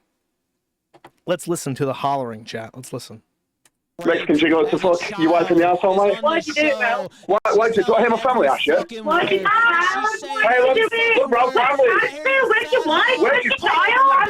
Where's your family? Why are you living in a Mexican accommodation for? So you might be wondering why you only hear a Pajit and a British man talking. The answer is Ralph doesn't know that his microphone is very quiet compared to theirs. So he's like hollering in the avocado home in Mexico and nobody can hear him because he's not paying attention to OBS. We're 15 seconds in. Let's see how long it takes him to correct this. What's going on, bro? Why did you pay a Mexican gigolo to fuck your wife in the arsehole, mate? Why'd you rape Alice? Why'd you rape Alice? Why'd you rape Alice? You're alone in Mexico, buddy. Alone in Mexico, buddy. You're a cry, little buddy. Oh, you're raging. Oh, rage piggy. Oh, you're raging. I got a family and you haven't rage piggy. Rage piggy. Rage piggy. Rage piggy. Rage piggy. You're raging piggy. You're raging piggy. You're raging piggy. You're raging piggy. On the phone Why'd now. you pay a Mexican gigolo to fuck your wife in the asshole? 40 or 55 seconds. It took because Ralph's only gambit is to holler. Like he starts hollering at you, and then when that doesn't work, he doesn't know what else to do. So when he was hollering over Cog and the Pajit, and they simply didn't bow to his might, he had no backup plan, and that's what triggered him to momentarily become uncomfortable and start glancing around his computer like, why ain't my hollering working? Ronnie Ralph told me that when someone's yelling at you, you just gotta yell back harder and louder, and I've always done that throughout my entire life, and it's always worked. Well, why would my papa Ronnie Ralph, why would his advice fail me now? Maybe I just gotta holler even louder. And then he looked down at OBS and was like, fuck. I was gonna crank it up to 200%, but I see I'm only at 80, so I just gotta normalize myself at the comfortable 110%. So I can talk over them, and then that'll fix the issue. You gotta holler, son. When life hollers at you, you just holler back twice as hard. That's what my papa told me. Okay, then he did this. See this long ass fucking post? Did I make fun of this it's the 13th of April? No, there's no way I could have. So Ralph was apparently contacted by like a competitor to Medium. Wait. No, there's no way I talked about this. Let me check the calendar. The 13th. Yeah, there's no way.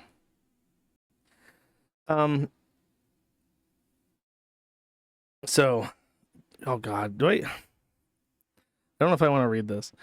Exilio by the Ralph and Mail, a fictional story. This is by like ThinkSpot or something. It's trying to compete with Medium.com. And so they hired the greatest of minds, Ethan Ralph, to write a story. And I'll try to read a little bit of it just to give you a feel of the literary prowess that Ethan Ralph, as a accomplished journo, has acquired over the 40 years spent on Earth. Exilio by the Ralpha Mail, a fictional story. I was approached by someone close to ThinkSpot and asked to come right here a little bit. I had already considered opening a Substack, and I thought I might just do that in conjunction with this, but I like this guy, and I said yes. Why not, then? I'm in Argentina, which is a real country, host of the Death Watch, my daily live stream on the lowercase I internet. It used to air at night, but I started carrying this site called Nosy during the day, and their main man aired in my old slot, so I just changed the time from afternoon until 10 p.m. Fuck the other correct acronym. It's always Eastern Standard Time to me. So, during Eastern Daylight Time, you're supposed to denote that it's Eastern Daylight Time and is a different UTC minus code by saying Eastern Daylight Time, EDT. Saying Eastern Daylight Time is apparently so much of an inconvenience to Ralph that in a fictionalized autobiography that he is writing as his breakout piece to this new publication that he's trying to impress, he takes a moment to break not only character, but the fourth wall and start complaining about the existence of Eastern Daylight Time and the acronym EDT for no apparent fucking reason except for the holes in his brain echoing random wind noises through his ears as he writes. I've been stuck there ever since. In a way, it's help. I used to have an ensemble of co-hosts from the nighttime run of the show, but they're all scumbags now. In this sick trade, you have to be ready for a turn at any point in time. Private messages leaked, fake private messages leaked, various other incendiary imagery, sneak attacks from supposed friends, the theft of your child via the courts. It's a nasty business. The pussy has been pretty good, though. Believe it or not, the pussy was fire in pretty much every case. I only ever truly loved two of the women I ended up betting throughout this fucking insane bullshit. I'll leave that up for debate, not because those bitches give a single fuck, but because it's funnier that way.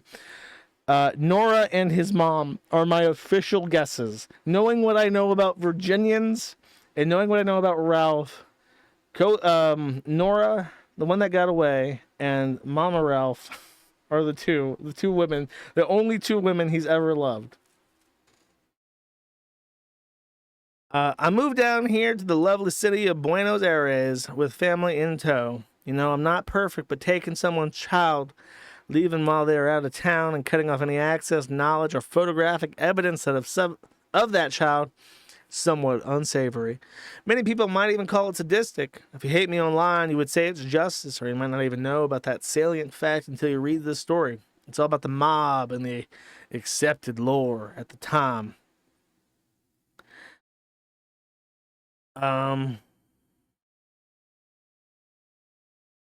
This is gross. I don't know if I want to read this. So this is saying that May is a slut. She's a slut. The problem was she was crazy, and obviously I must be a crazy motherfucker to even dedicate to this to print. She was slutty, yes, but I often wondered just how much of her mind I fucked up. Sam used to tell me that it turned her on to know I fucked other women, so I fucked other women. It seemed like a great setup at the time.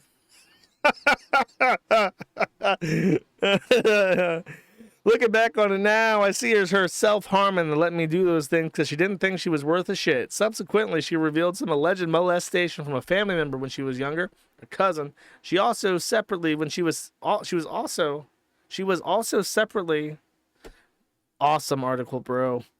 This is like the pin where you like expose her as being like molested just because. Can't even write it. Looking back now, I see it so clearly. Sam just wanted to be hurt again and again because she thought she wasn't good enough. And this just fucking goes on.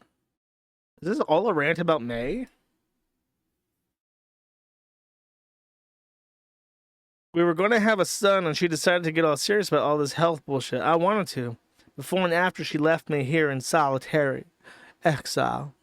I had long stretches of sobriety. The one before we finally broke it off was the hardest. All I wanted was to hear back anything from her. I could see her checking her messages. Just send me a picture of our child, I thought. Tell me anything. One word from her could have stopped me from not caring again. When I don't care, I'm somewhat of a reckless and dangerous person. All I wanted was one word. I was sober and ready for resolution, good or bad. However, it was refused. So, if he's so sad, like in solitary exile, like, bro, you're the one that chose to move to the middle of fucking nowhere where you don't know anyone. Why would you do that? Like, every place that I've been, I knew somebody there. I never moved out to the middle of nowhere. Like, I don't know anyone here. I'm just going to sit in my fucking room all day. It's kind of a retarded move. Took a bunch of pills, did some acid, paid for women.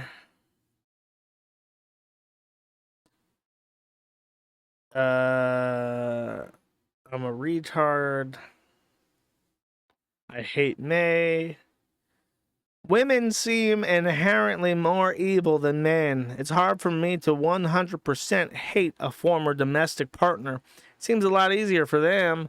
The female mind seems to take particular joy in trying to humble their ex. If their ex refuses to be humbled, it only motivates them more. Plus, unless you lock these bitches out of everything, and you should, they use every single piece of vulnerable information that you've ever given them, along with some fake shit on top to ruin your life. Dude, like the clip where you threatened to murder her? I'm not gonna hurt you, he says as he throws shit around like a baby.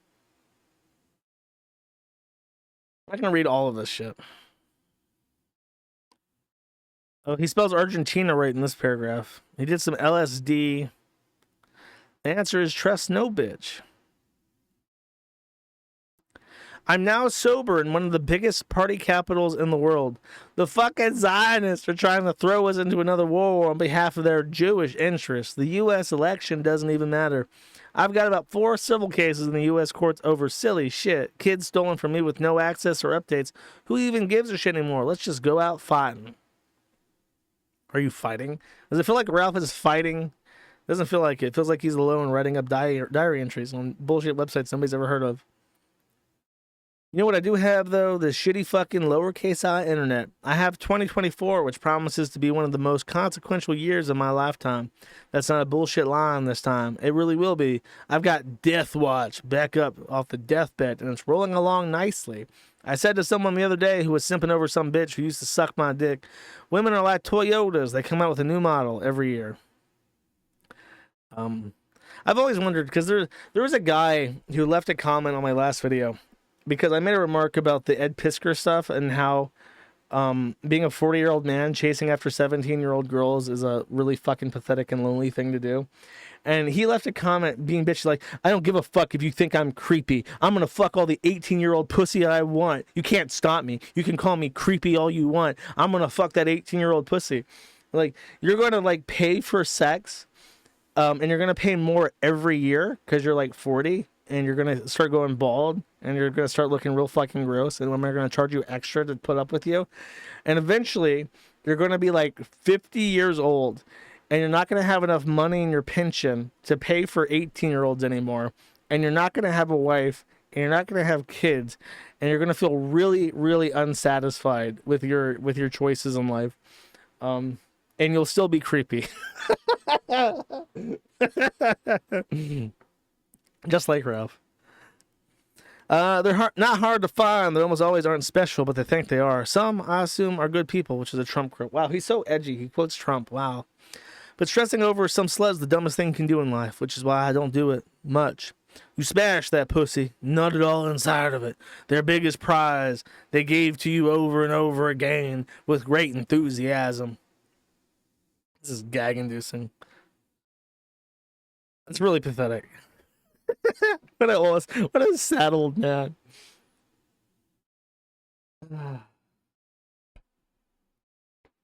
Ralph had 2 wives and 2 children. What do you think's gonna happen to those kids? I have a feeling they'll be digging trenches. We gotta have people to dig the trenches, chat. All right, that's a rough update. I'm gonna let you guys watch this. I have to go pee.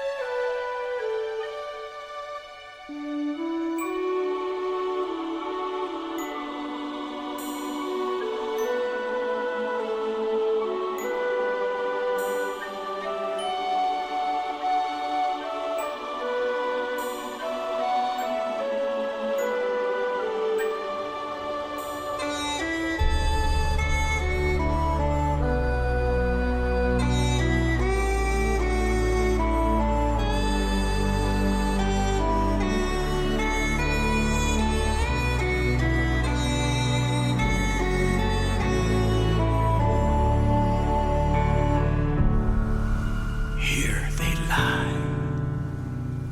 Gone, not forgotten. All the clans from days long ago. In this ground, they rest all together. Why they fought and died shall all come to know. Born with a right to carry the sword of our fathers, who fell with their brothers and ours there below. They may raise our cities, they may burn the land, we may die in thousands, they will understand. We will not surrender. Not one boy or man. Come, take the sword of the Highlands from my golden hand. Carry the fight on for me, for all the sons of the Highlands. Fight for the right to be free, never be old.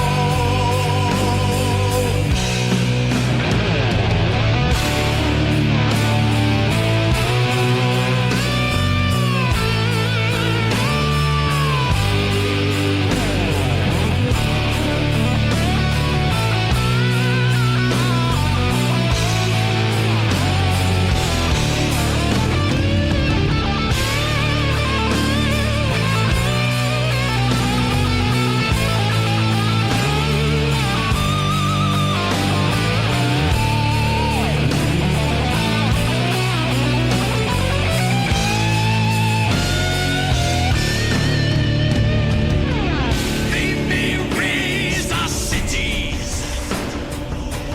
they may burn the land, we may die in thousands, they will understand. We will not surrender, not one boy or man.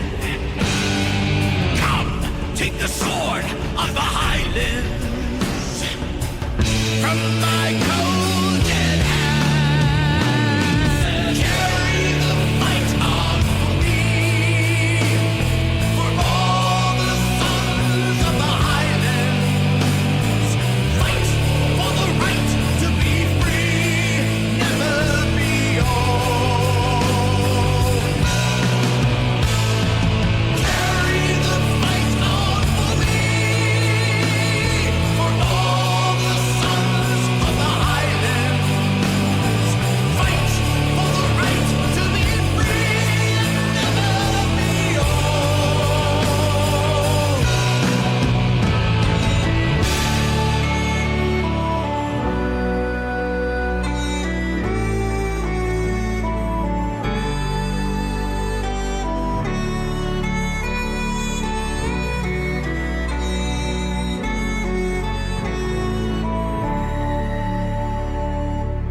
We will not surrender.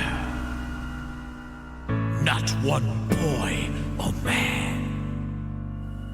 Come, take the sword of the Highlands from my cold, dead hands. Bravo, bravissimo. Oh, is there more? Could there possibly be more? Dude, the nice thing about a 5-minute long pee break video is I don't have to rush it. I have to like run in there and go like, and then like quickly just rinse hands, rub, get back to the closet. I can actually take my time and stress out. Good video. Someone asked who made this. The answer is this guy, Sharpeter. And I will give him, assuming that the internet loads. Here we go. There it is. He's doing, the only way to get an achievement or a sticker notification these days, I'll give him a Achievo sticker. On stream, live on air, everyone may be testament to the Achievo sticker. Just want to dilate.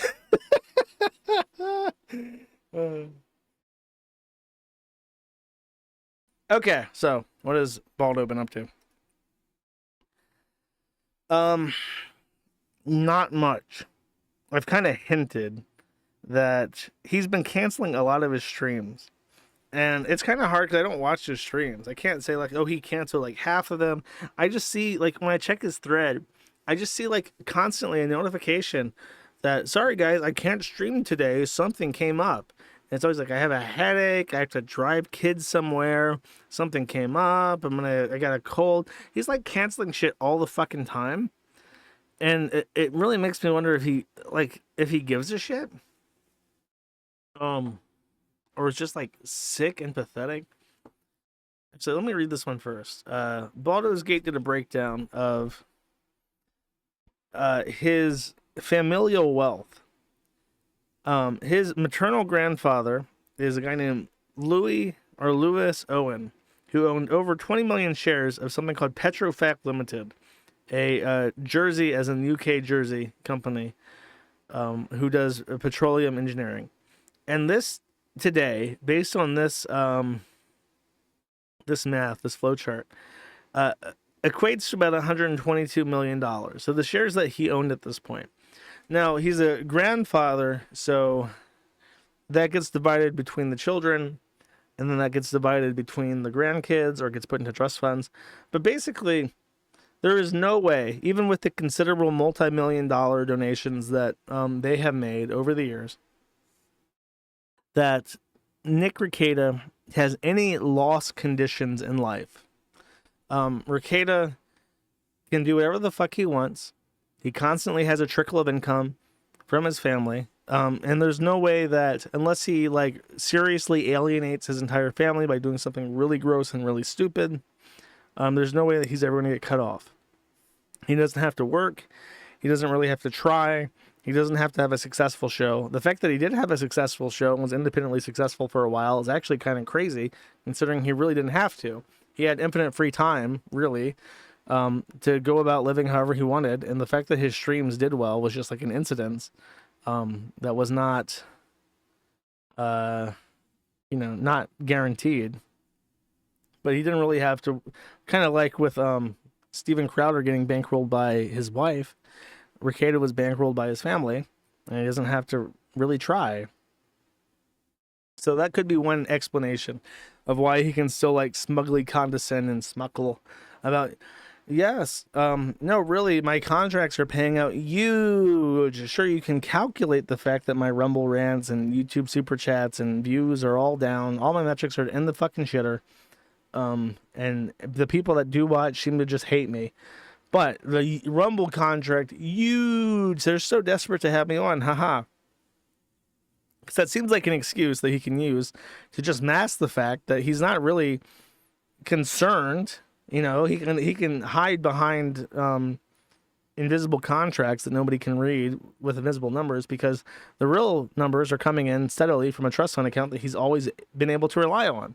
So he's not really in any danger, even if his numbers go to zero. He can still keep calling himself the law pope and talk about butt plugs or whatever the fuck he does. So, the most recent development has been this. They talk about there has been the ceiling cat, but now there is the corner demon.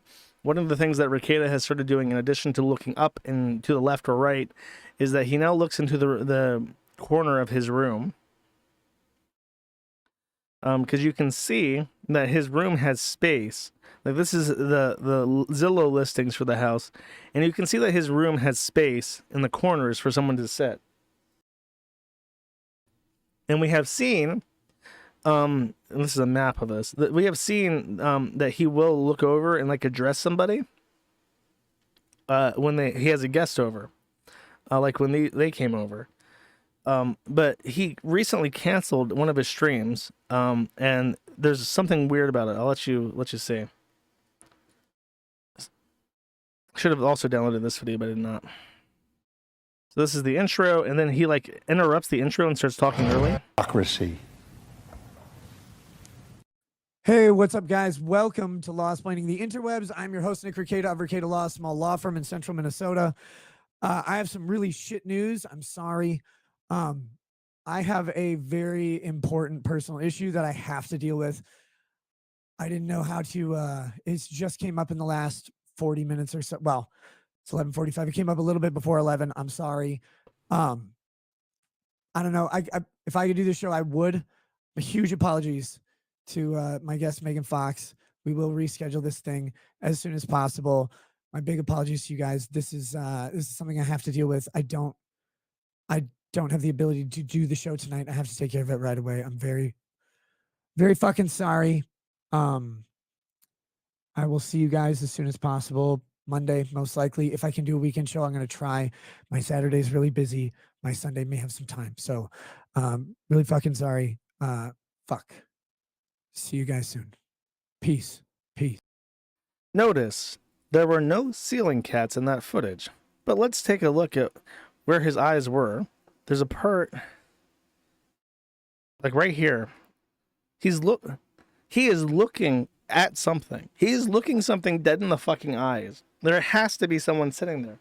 Who is the corner demon? Who is sitting in that room staring him down?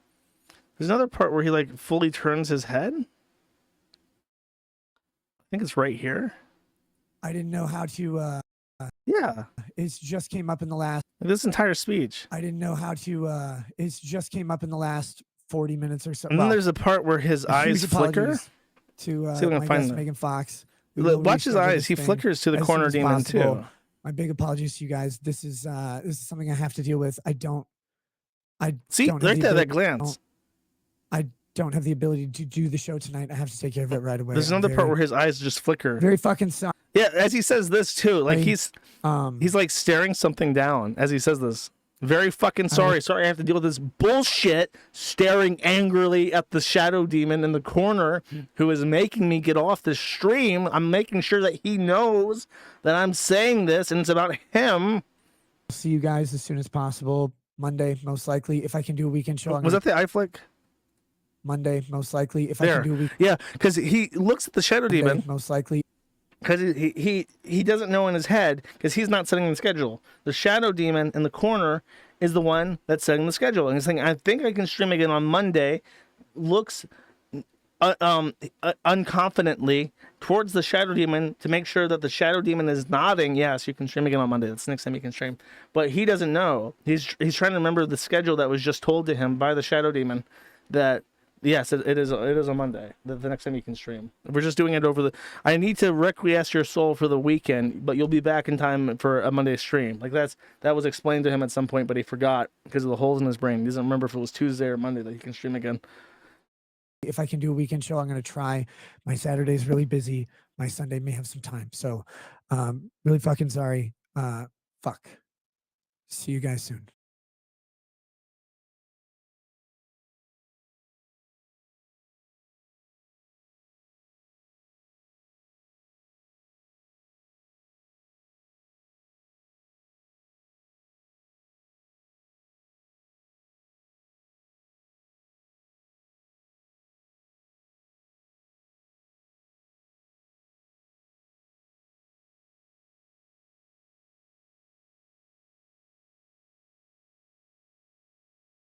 Oh, I fucking muted myself. God, I'm such an idiot. How long have I been muted? Was I muted? Was I muted as I was like scanning through the video for the entire time? Why are you muted, Josh? What are you doing? For 15 seconds. Okay, so I said, what's going on in Minnesota?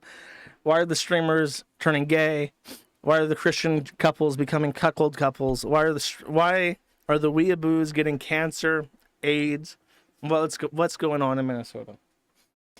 I don't know. It's kind of hard to even make fun of Rekieta at this point. And I've said this before, but I'll say it again. He is trying to become a stand-up comedian. He has gotten it twisted. He's gotten it twisted, and he thinks that he has what it takes to be a funny man. And I guess he wants to be like Dick. He wants to be like an LA-based comedian.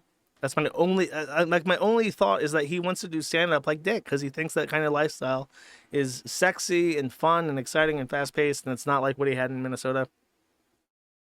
So he's like, because he doesn't care about his streams because he has no financial loss conditions in his life, he just like uses his streams instead of talking about shit people actually care about. He just uses them to like practice his stand-up while like intoxicated and fucked up on cocaine because he's come back with nosebleeds now. So people are speculating that he's doing cocaine. However, an expert alcoholic came on the Kiwi Farms to say that his theory was not that Rekieta is doing coke or bumps of coke, but he's actually an end-stage liver failure because apparently you start getting nosebleeds when your liver starts failing. Or not end-stage liver failure, but entering into liver failure and getting nosebleeds as a result. So those are two conflicting theories. Cocaine is obviously the funnier answer, but if his alcohol is as bad as people think it is, then he could also be entering into liver failure and having complications related to it.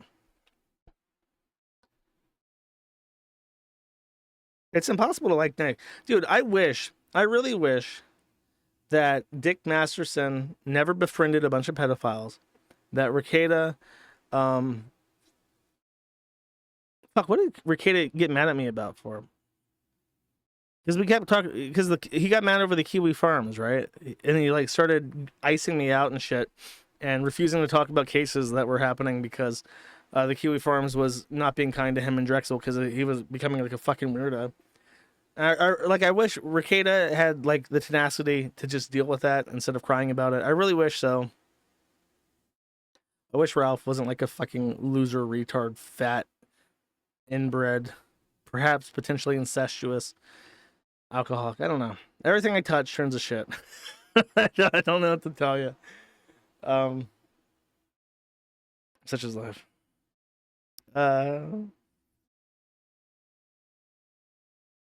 Oh yeah, the locals and the wine-ons on his locals, yeah. Just sad. Like, what is a 40-year-old man needs that? You know what's funny? This is an aside. This is not related to Rekieta.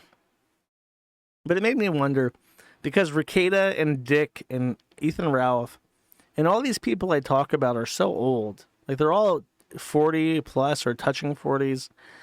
And it made me, and like iDubbbz looks old now. All these people I talk about routinely are like 30 plus, getting older.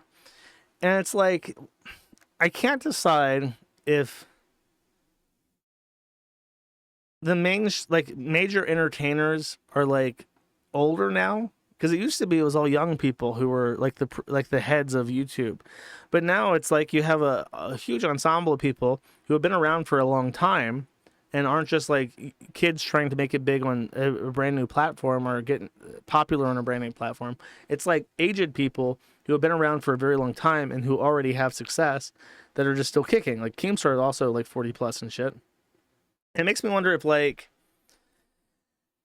if the internet people, like my generation of internet people, are just getting older and we're like embedded in entertainment. Like I include myself, but like those people, I mean, the Kiwi Farms has been around for 10 years too. So I'm also embedded into it. And we're just like embedded people that have been around, and there's not like a whole lot of blue ocean for younger people to become successful. Or if things are like bifurcated now, like separated like oil and water, where I'm just surrounded by people my own age and I poke fun at people who I understand better, who are people my own age. And then there's probably like a Zoomy culture too, where you have like Zoomy influencers and Zoomy drama that I would never talk about because it's just like, oh, that's like retarded kid shit. I don't give a fuck. You know what I mean? Am I just old and I appreciate older people going through problems that old people go through as a result of like midlife crises? Or is like, are people just embedded and those are who's around to talk about? My question is effectively, is it me or is it the children who are wrong? There are horrible Zoomer influences. Overrepresented because old people got there first. Bring Zoomers to the farm. You're out of touch. Out of touch. It's the kids who are wrong. It is the kids who are wrong. You know what? That's what I agree with. The people I make fun of are objectively the funniest, and all you fucking zoomy dipshit lolcows, you suck. You're fucking skip. I don't give a shit about your skibbity toilet lolcows, okay? I don't want to hear about the kid, dude, when the fucking autists come of age, like they're like 16 and they're like super into Bluey, like in the wrong ways because they're like aged spurgs. Not looking forward to that, okay? I'm not looking forward to like that, those people becoming popular on the internet. I'm comfortable with where I'm at right now, okay? I don't want to talk about them. They suck. Anyways. There are already Zoomers on the farm like me. You're just poolish. Poolish people are different. That doesn't count. Okay, I'm just rambling. I was talking about Ricada. My boy, Bossman. Ooh, Bufferman Jack. We're gonna buffer some vids. Smoke some. Oh, that's just a picture. Can I show drugs on stream? I was hesitant to show docs, but like, can I show crack? Can I show a man smoking crack on stream? Boston. Bossman is, Bossman's 20. Oh man. Is it today or tomorrow? It's tomorrow. It's today here. But it's tomorrow his time. Bossman's birthday is tomorrow, chat. What are we gonna do? What are we gonna do for Bossman? I was thinking of buying him a hoodie of like he likes those pragmatic and I forget the other one that he really likes. Chainsaw, I think it's like Chainsaw or something. I was thinking of getting him a hoodie, but I didn't because they were very expensive. Here, I'll even show you this. Hold up. I was dead. Like I was seriously considering getting this, but decided against it last. Because I didn't decide against it. It's just I didn't have the opportunity to not do this. Dude, look at this fucking bomb ass hoodie.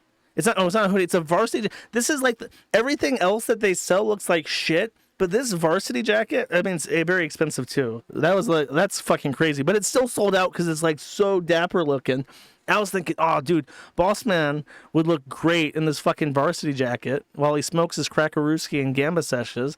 But it's sold out, so the opportunity does not exist to get this overly expensive varsity jacket to him. And everything else sucked. So I didn't. Can I embroider? Yeah, it looks great. It's a really great looking varsity jacket. It's too expensive though. I'm a sim, bro. My boy is turning. He's turning 29, isn't he? Let me ask the chat real quick. I think I'm wrong. I think he's turning 29. Where's my chat at? Hold on, give me a second. I'll turn 29 every day, chat.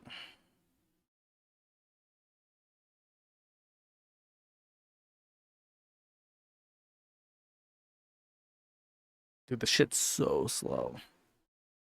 I don't know what I'm gonna do. Does the US have internet? Like, if I go to the US, it's not slower than this shit, right?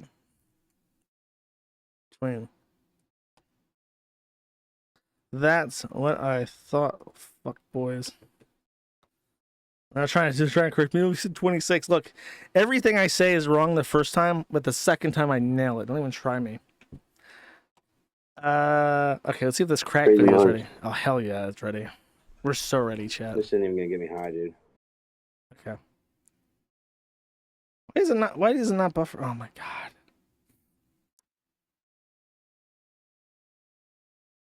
We'll watch this one while that one buffers. This is what we're gonna do. We're gonna be tactical about this. I'm good. So because he's banned on Kick now for like a month, he's on Discord doing like private videos. Real nigga shit. This guy's like recording himself screen capping him smoking. Good team hit like a shooter, bro. I don't know why that's so funny. So he's like in Discord now, like, hanging out with all these fucking losers that are like secretly recording him smoking crack. Oh, it's lighting. It's I don't know because he can't stream on Kick anymore. But now he's on Discord. I don't know what this is. Why Discord is so bad for people. You're on Discord, you think, bro, I'm like on like a secret hidden chat room that's like nobody can get into it except for my true friends. And then I'm just gonna be like honest and real and raw with my true friends and shit, and smoke a little crackarooski, or groom like a 15-year-old girl. Or post pictures of my dick. This is what everyone on Discord thinks. And then it's like, oh shit. So this chat room was not actually protected at all, and it's connected to the internet, and people can just save whatever the fuck and record whatever the fuck they want. Discord's like, for I don't know, it's like retarded. It gives you that false sense of security. I want to say that hole in the wall looks like a dinosaur was walking on it. You know what I mean? Like a T-Rex took like a big stomp. Let it fly. I don't really know your lore like that. It was like showing off his holes. That's a big hole. Let it fly. Oh, dude, we never get views of this room like this from this angle. That's the hole that you can always see. That's the big hole that he's worked on for a long time. Yeah, it's everywhere. We never get an angle of this room either from this side. Yeah, I jumped into that shit. Bunch of shit on the floor. Quality's so bad, bro. I like this room tour. Where's your... Okay, let's see the other video. Let's see the other video real quick. Is this buffered? Bro Jack. I don't see any gray. Might not be buffered. Wait, No, it's not buffered. This might be all the Bossman Jack content that we get. PC at? Where's your PC at?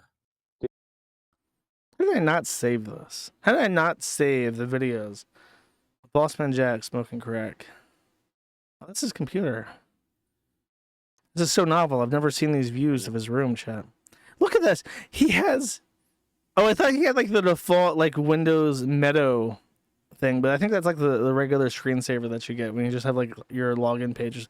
Oh, dude, the screen is like fucked up from him punching it and throwing shit at it, and it kind of looks like the little girl from the Ring. Like crawling, like from that angle, like when it was like just the side that you could see, just like a little bit. It kind of looked like her hair, like she was about to crawl through the monitor. It's a mess. Oh my god.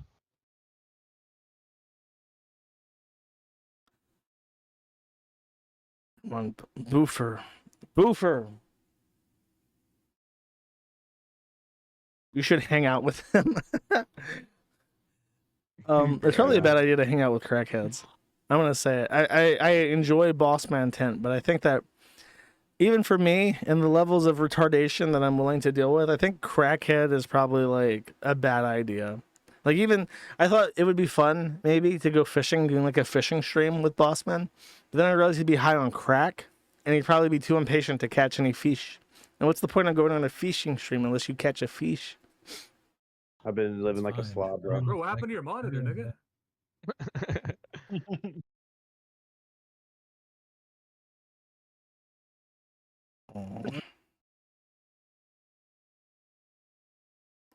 I just want to see this room. Oh well. You'll be turning 29 in this room tomorrow, chat. And this, I think, is cocaine. They were debating if this is cocaine. And I think that he got really fucked up on drugs for one of his streams, which led people to speculate that this cocaine that he posted might have had some fentanyl in him, which is obviously dangerous. He might die if it is laced with fent. But so I hope this is the cleanest cocaine that stake.us money can afford, and he won't die from fentanyl like George Floyd. He won't die when he'll be in his room and he'll hit that bump of cocaine laced with fent, and he'll be on the floor saying, I can't breathe. And then Rat Dad will run in and place his knee on Bossman's neck and just sit there staring dead into the camera for like 7.5 minutes before the ambulance arrives. By then it'll be too late, chat. It'll be too late. Sad times. And one final thing. How long have I been going? 2:15. Yeah, one final thing. I'll save something for the next stream. There has been a man who has been sending me handwritten letters to the P.O. box, and I had been receiving pictures of these letters, and I decided I did not want them. So I had them salted and burned. This video, by the way, has stirred a lot of controversy and speculation, which I find fun. So I will not elaborate further. I had them salted and burned. Let's take a look.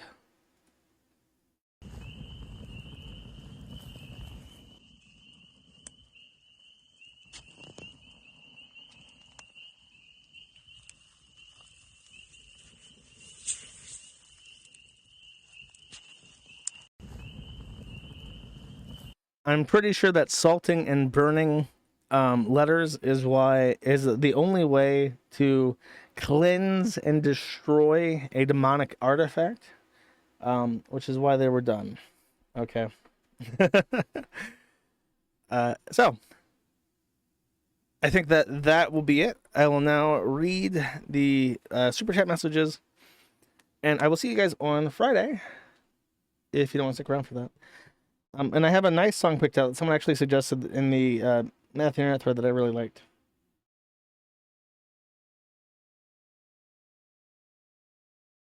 Cool. Let's see. I'm sorry, I have something stuck in my throat. Give me a second.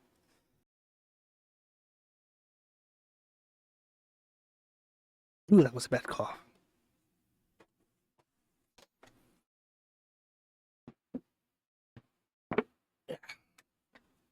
I think I have that kind of like lingering bronchitis that lasts for like a month.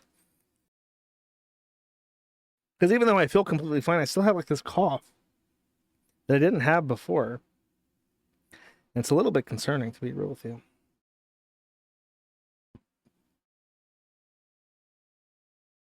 Yeah, he also sent the anime Blu-rays, but I just had them immediately thrown out. Like, what don't... But by the way, let me just say this right now. Yes, it was very fun to like the whole thing is like funny, like the anime letter and shit, and having them burned and stuff. Do not attempt to recreate this. If I have a keen sense of detecting attention-seeking behavior versus like something genuine and novel and fun. Okay, if you try to like prompt me into doing something with your own insane, like crazy take, I will probably ignore it. I do. They get scanned, so I look at the PDFs. And I read everything. People send in like Christmas cards of like them and their family. I think one guy sent in a picture of him and his girlfriend that met on the forum and stuff. I get lots of notes that are like supportive and those are very nice. But for security reason, everything that I get is shredded. All envelopes, all notes, all cards, anything that is not like silver that I want to keep. Actually, I didn't even show this. Everything that's like not something I want to keep gets shredded, and I will shred your handwritten notes in the future, and they will not be salted and burned. What the fuck is it? Oh, it's this. This got mailed to me, and this is what I have. It's Rusty Cage's comics, The Requiem for the Crazies. I still intend to read Eric July's comic and review that for the Gumroad people. Peace be upon them. I really am sorry how much I've been neglecting the Gumroad. And then some guy sent in, and I figured this out because I looked through them. He sent me every year of the silver kiwi florin. So I have a florin for New Zealand's silver kiwi coin run for every year that they were produced. Then he also sent in those 2 coins in the... Oh, shit, you can't even see this shit. Fuck. The 2 coins in the bottom right of the 4 packets, that is Tiso. Tiso was the fascist dictator who was the head of the puppet state of the state of Slovakia.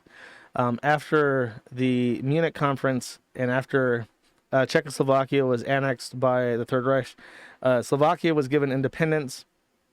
I think part of it was given to Hungary, and the remainder was left as the Slovak state, which had Tiso as the leader throughout its life before it was occupied by the Soviet Union. But it had its own silver mint, and those coins are very cool. On the opposite side is the Slovak cross, and I had specifically asked for these, and this guy went really out of his way to send me a bunch of cool Kiwi coins and also Tiso, and I really appreciate it. These are really cool.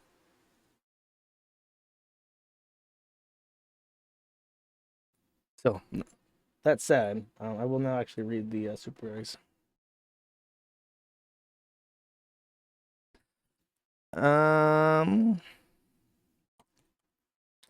Cool. Refresh. Kurt Eichenwald, anime masturbator, the man himself, says, I profusely apologize. I believe the act of burning my letter was intended to offend me, but I'm afraid I cannot oblige you. You see, the plea to not burn my letter was located in the postscript. Thus, you must have read the whole thing. To have mine own thoughts bouncing around the brain pan of the glorious Kiwi Emperor, you've been upgraded. Why, the paroxysms of ecstasy I was sent into have not subsided even now. I'll be fair, usually I need to pay you good money to read my asinine musings, so I'll take this tenner and we'll call it even. And he did indeed send me $10 in total for all three of those messages. Apparently he really enjoyed the fact that the letter was burned, so I did read both sides. I did read both sides of it. Thank you very much. Horse Bliat, I did not watch your fucking anime though. Horse Bliat for $50 says, hi Juice, first stream I've ever caught in months. Just thanking you for everything you do for us. I appreciate it. Appreciate the support. I'm glad you have gotten to watch. Once I'm back in the US, I will reconsider my schedule. So if you guys want to start thinking now, because like I said, I'm trying to get back by January. If you guys want to start thinking now about like, what times I can't decide if I want to do evening hours or and like stay loyal to like the European watchers, or if I just want to do like maybe I'll do like a middle thing. I'll do like 2 p.m. Eastern or something. I don't know. It's hard for me to figure out what time Wagies can listen, because I know lots of Wagies listen. I don't want to betray them either. Thank you though. Holy Hell for 2 says, hope you had a good week, Josh. You are my nibble always. Thank you, Holy Hell. I appreciate it. Aaron Dill for 5 says, I feel old when this is Gabe Newell right now. My man lost some weight. And then there's a link to Starfish Neuroscience Gabe Newell photo. This is from the team page on Gabe's Neuroscience company. I had no fucking idea that Gabe Newell had a neuroscience company. I'm actually so fucking suspicious of something called Starfish Neuroscience that I'm sitting here staring at a picture of Gabe Newell, because I really want to make sure that this is not actually a GIF, and it's set up so that like 10 seconds later it turns into a picture of a butthole because it's Starfish Neuroscience. So I think I've waited long enough. Pretty sure this is not a trap image. I will show this on screen. This is Gabe Newell. He's lost some weight. He's actually looking really good. I'm happy to see my boys in good condition.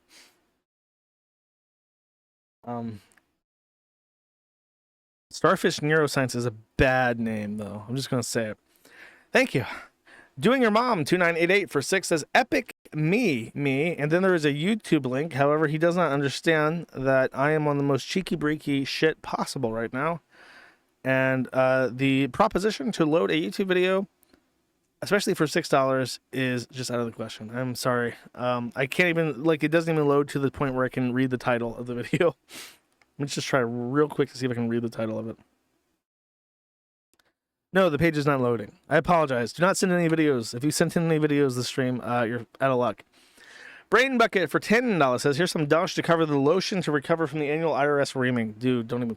I don't even know what I'm going to do. Because, like, once I'm no longer an expat, I have a deductible just for being an expat. Well, what the fuck am I going to do when I'm not an expat anymore? Like, there's a huge deductible that's just going to be lost. I'm going to have to pay, like, thousands more.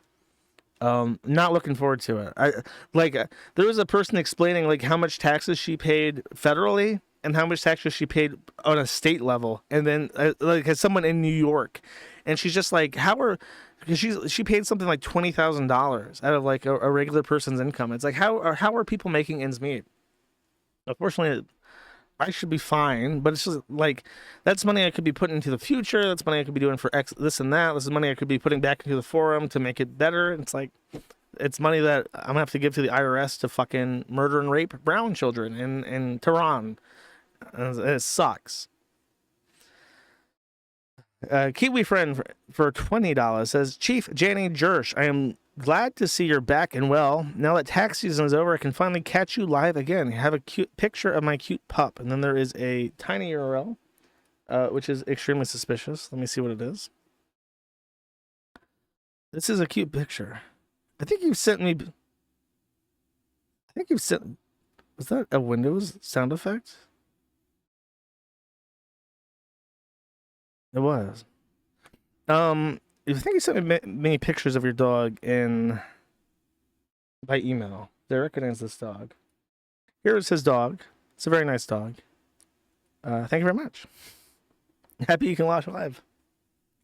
Haramburger Produce says, I love this new Rumble ad. Don't you hate it when your flashlight isn't a lightsaber and the guy starts burning letters into the wall of an abandoned house with a 1,000 or 1 million lumen NI, and then it dots off. I'm not sure what Haramburger was trying to say. Maybe nice? Like, this is a nice flashlight, N-I-C-E. That's what I would write, because I'm a good person. And when that's not racial slurs, as may be hinted at, are not better. That's just racism. That's not better. Thank you. Real Adonai for 50 cents says, Josh, why does this music want to make me make caverns? I don't know. Will we be able to figure out why this music want me make caverns? The answer is looking like no. I'll keep it up, and if it loads, it loads. Devious to V also sent in a YouTube link. He says Twinkle Tart said he'd cover the rest of this for $5, and as I've established, that is a very tenuous. Okay, you know what? Let me. Just... Ooh, actually, this did load. Oh, it's this song. You know, they deleted the original. The original upload of that had all the anti-Semitic comments got deleted. I don't know if it got deleted by YouTube or by the uploader, but it's gone. It used to be my music playlist, and now it's just gone. As far as why it makes you want to make caverns, I have no idea. It makes me want to take my silver coins and bathe in them. And then Davies D paid $5 for this, and I think this will load, actually.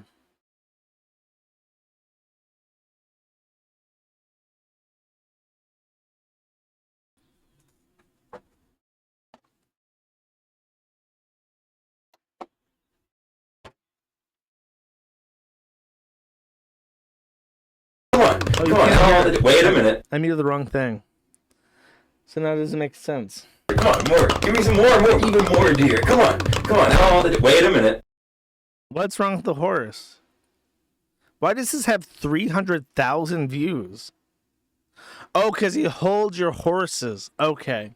There is a real joke there. I did not get it. I was too much of a simpleton to understand the nuance of this humor. I think the fact that he was letting in deer is what complicated the joke for me, chat. I'm going to be real with you.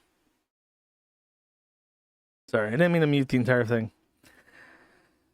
Two Stickney for 20 says, first they make you eat the bugs, then they make you eat the poo-poo. Nobody made him eat the poo-poo. He ate the poo-poo out of a labor of love, bro. That's just how they are. Down there in Madrid.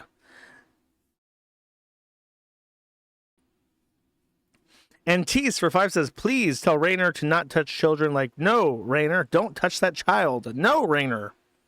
I hope Rainer doesn't touch any children. Should I have said that in German? Should you have said that in German? I don't know any other Rainer besides Drachenlord. I don't know if he's skeevy, though. Red Eyes Black Dragon for 10 says, you know who else was a member of the Westboro Baptist Church? And then there's a YouTube link, my favorite when I have no internet. Let's see what this is.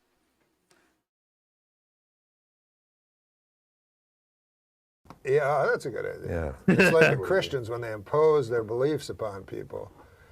Like, I'm a Christian, right? I didn't know that. Are you a Christian? Yes. Do you watch the Gladiators and things like that? What the fuck does that mean? Christians. No, I just go to fucking military funerals and go, fucking faggots. No. No, You haven't changed one bit. no. What would he had to like apologize for that? I guess because this is 2014, you can't be funny anymore. That's pretty good. I've never taken any time to watch like Norm Macdonald. I just get like sent clips of him like this. So my understanding of Norm Macdonald comes entirely through like tidbits. Thank you. Sandy Biscuit for 10 says, "Hey Josh, longtime listener, first time super chat. I was wondering why you have Stained Haynes, aka 718 TV, blocked on Twitter. If anyone calls, if it's like spam bots or people are like just harassing people in my replies or being like a douchebag, I block a lot of people. You are not entitled to my attention." Just a food for thought. I don't know. Should have just sent an email though. Foxes for 5 says, "Oh boy, the tranny bashing hour. That's the bread and butter. You can't. It's like not even the bread and butter. It's like the meat on the sandwich, the schmeat, the lobbed off schmeat. That's still perfectly good schmeat that for whatever reason was lobbed off and put onto a sandwich. Can't go without it." Supreme Me for 2 says, "The day I go a full 24 hours without hearing a single thing about trannies is the day I will consider whether an hour of tranny bashing is an excessive amount." Dude, I totally fucking agree. Though it does seem like it's in decline. It seems like it's in decline, but at the same time becoming more desperate and unafraid at the hinges, you know? Kiwi Friend for 5 says, 2 inches deep. Jesus, even I would neck myself if I was shorter than a can of Coke. It depends on how... I mean, I know what you're saying. I remember I had a friend who had an insult who would say something like, "Bro, your dick is like a tuna can, and you're 2 inches deep." Comment, because I was gonna make some smart ass comment about it. It really depends on your girth, not your length. And then I thought of a tuna can. Halal Kami for 5 says, "Glad you're back. Thank you. Glad to be back." Unkind Naysayer for 5 says, "This one is for you. Chat. Buy yourself something nice. Hands off, John." I don't know. What can you get for $5 in the U.S. now? You guys can go get some like a Gatorade, maybe 2 Gatorades if you go to like a place that's not too expensive. You probably can't get 2 Gatorades for $5 at like a gas station, but maybe at Walmart you can get 2 for $5. Times is tough. IRS needs their cut though. Anime Extremist for 2 says, "Here's $2 because you are so damn handsome. No homo. I will say this: the photo that guy, the incel, used to talk about you is literally the only bad photo that you ever took. I have taken plenty of bad pictures. I would say my best picture is the one where I am either in the data center or I'm walking through Buffalo on a snowy day, and I'm wearing like a snow jacket." Thank you though. The Lion King for 3 says, "Meow meow, asking a hamster to pray for Marie Emmanuel. Nice show." I don't know what that means or who Marie Emmanuel is. I guess you're saying like the hamster at the end. Okay, if you want to dedicate one of the in song hamsters to Marie Emmanuel in your head, you were permitted to do so. Real Adana for 15 says, "Hey Josh, should Keffels listen to this while trying to take your site down?" Let's take a listen.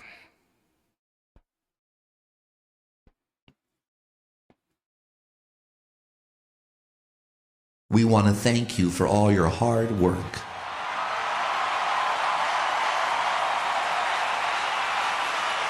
You're the one who steps up and gets things done around here. You keep your word, you deliver what you promise, and then you go the extra mile. This is weird. This is like a 1990s self-esteem audiobook where I guess you're supposed to like relax and put this on and then think like, yeah, I am worth something. Dude, the 90s must have been bad. Like that decade where Fight Club was produced because everyone was like being herded into cubicles like concentration camps and they had to find meaning in their lives again. So they had to listen to shit like this to not like neck themselves. Times was tough. Thankfully, the internet saved us from lackluster existence. Thank you. Casting Couch Crab for 10 says, "After blocking out the sun, the moon is back. Song recommendations, Lovely to See You Again by the Moody Blues." I've never heard of that, actually.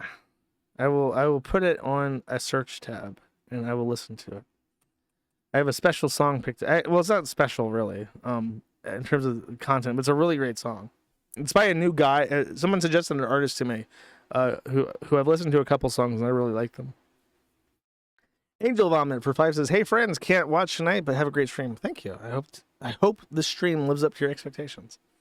Sneedo for 1 says, "Didn't you show the Schizotranime letter being burned? I'm at work and can't catch the stream." Yes, I did eventually. 2 Stickney for 20 says, "Did you have an update on the lawsuits?" No, they're both stuck in the mud. They're spinning all 4 wheels. The courts don't know what to do with this bullshit.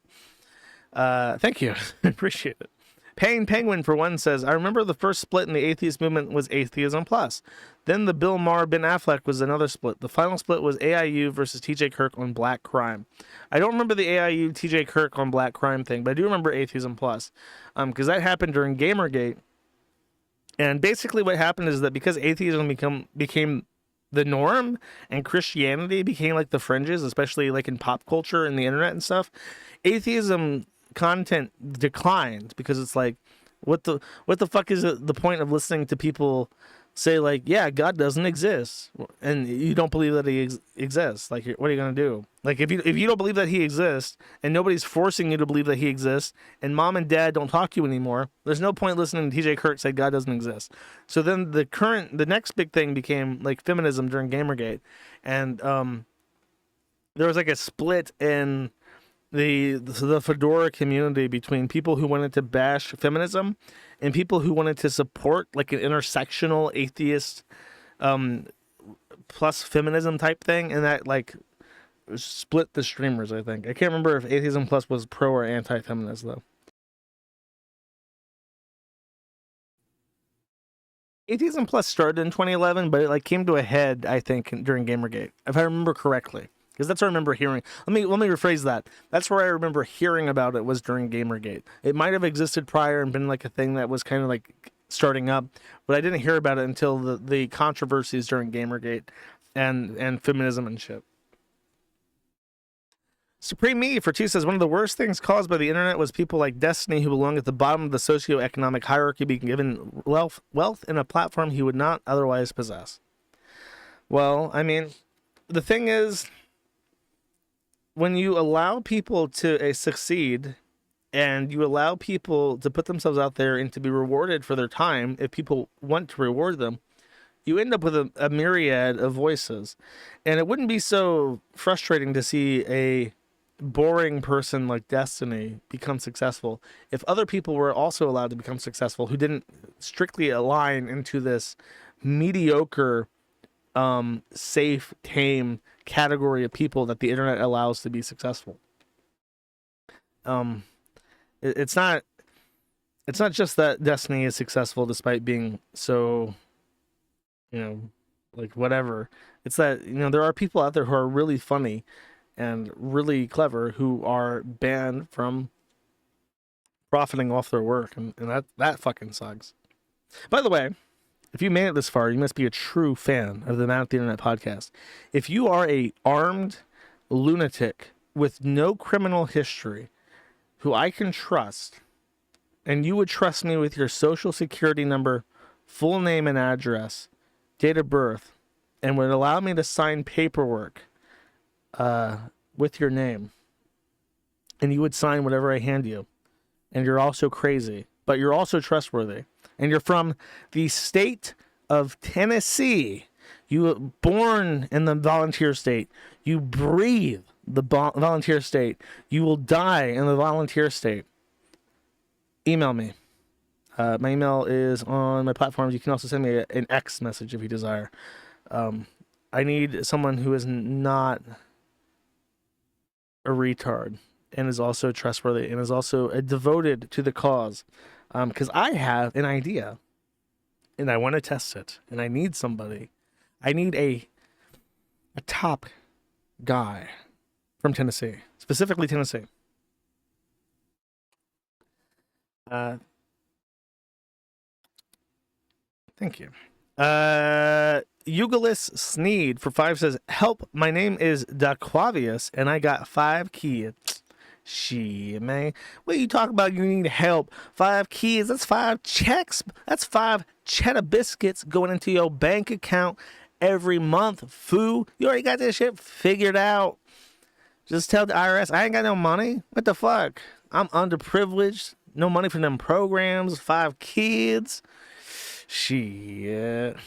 Coleonate 15 says the critical context with the Dark Viper AU Among Us clip is that he was upset because he had just been diagnosed with gay super AIDS. If that detail was somehow left out or I did not see it, I apologize because that's really, really, really, really funny. I'm gonna go yell at children in an Among Us round because I have AIDS. No, not Florida, Tennessee. Antis for 5 says YouTube link. The amount for that should be 10, but I will check and see if it loads quickly. And if it loads quickly, Bub Games intro and outro theme music. Oh, it's like in the sheet. What is the original of the song? Oh, it's not like an actual nasheed. It's just like Egyptian music. It's like a like a stock sound. I forget that Arab men moaning is just like a genre of music and not necessarily in the shade. Space Allen for 20 says, cheers. Cheers to you too. Thank you very much. Haramburger for 2 says, Keemstar nervous that you hold the title to Locale LLC and doesn't want to ever go to court with your audience and legal fund now that you won your retraction.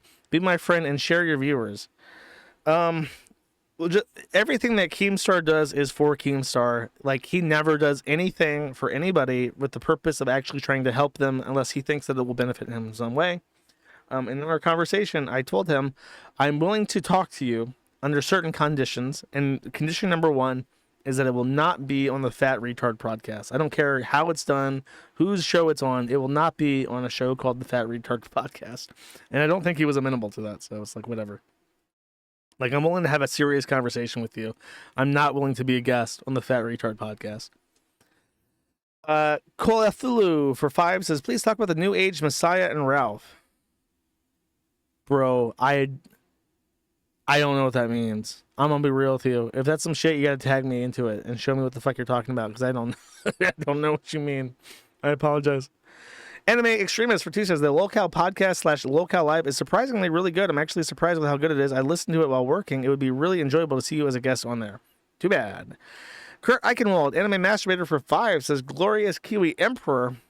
Why were Cortana and Hot Wheels cool enough to be interviewed for the Netflix 4chan documentary, but not you? I never ran an image board that was successful. Probably why. I don't know. I don't really have. I'm not like intimately involved with 4chan in any way or its history, you know. Whereas I would say Cortana and Frederick probably were. I was just a user for a long time. No Hurt Mr. Metal for 20 says, I missed your return stream, asshole. Nice to have something to play with Helldivers 2.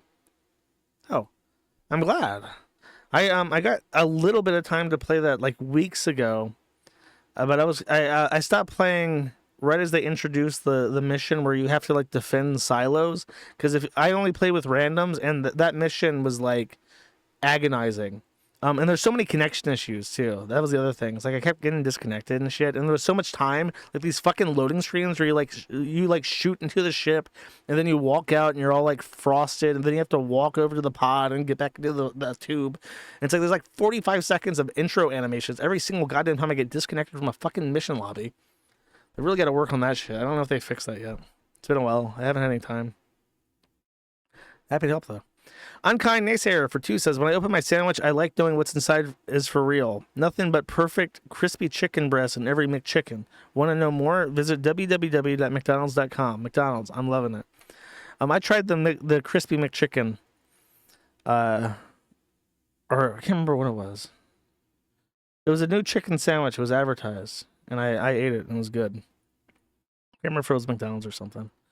Don't make fun of me for eating fast food. No Hurt Mr. Metal for 2 says, peak Ralph content, LOL. Oh, what, him, you hollering? Yeah, that's about as good as it gets. Halectomy or Halalchemy for 7 says, get it twisted. Gamble, idiots. Please start gambling. Gambling is an investment. You will win. You will become a billionaire and rebuild your fucking life. That is like the copy pasta used in the chat. I'm more partial to the original Trainwreck edit, where he's just like, I don't know. It's a little bit more eloquent when you just take his actual words and just chop, like, don't and not out of it. I prefer that version. I think he sent this twice, so I'll read it twice. Halal Ekame for 7 says, get it twisted. Gamble, idiots. Please start gambling. Gambling is an investment. You will win. You will become a billionaire and rebuild your fucking life. Now, maybe he only said this once and it shows up for me twice, in which case he doubled his money, if you think about it. So he's gambling and he's winning. Can you say the same, chat? Haramburger for 2 says, I wish for a tipster happening. You haven't hated on Tippy in a while, and it was good when you did. I, too, would like to hate on Tippy. Tipster, if you hear this, please, I'm in my head, I'm picturing, you usually have your camera like up and to the right on some kind of monitor or something. Take that and put it like on the edge of your desk, and then get like on your hands and knees and like look up at the camera and just say, I love you, Keffals. You're a real woman. Just say that, like throw your head back up and down like you're doing like bobbing your head to a metal song or something, and just start screaming Keffals like that. That's what I have in my head. I'll talk about you if you do this. I am still in the closet. Wigger Wagner for 10 says, if you're immigrating back to the U.S., you have to memorize the new Gettysburg Address. And there is a X post, my favorite social media site. Let's see what this says.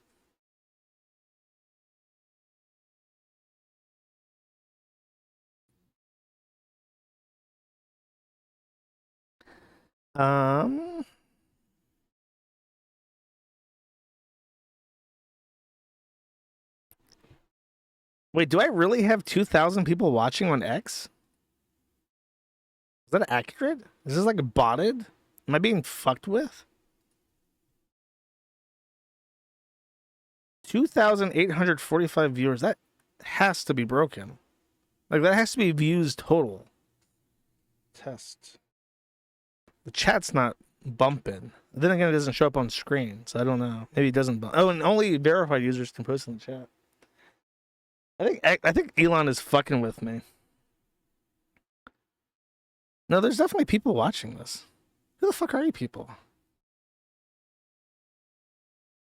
Someone says they love me. Thank you. Appreciate it. Appreciate my ex-viewers who have been neglected. Apparently there's 3,000 of them. It's a bit weird.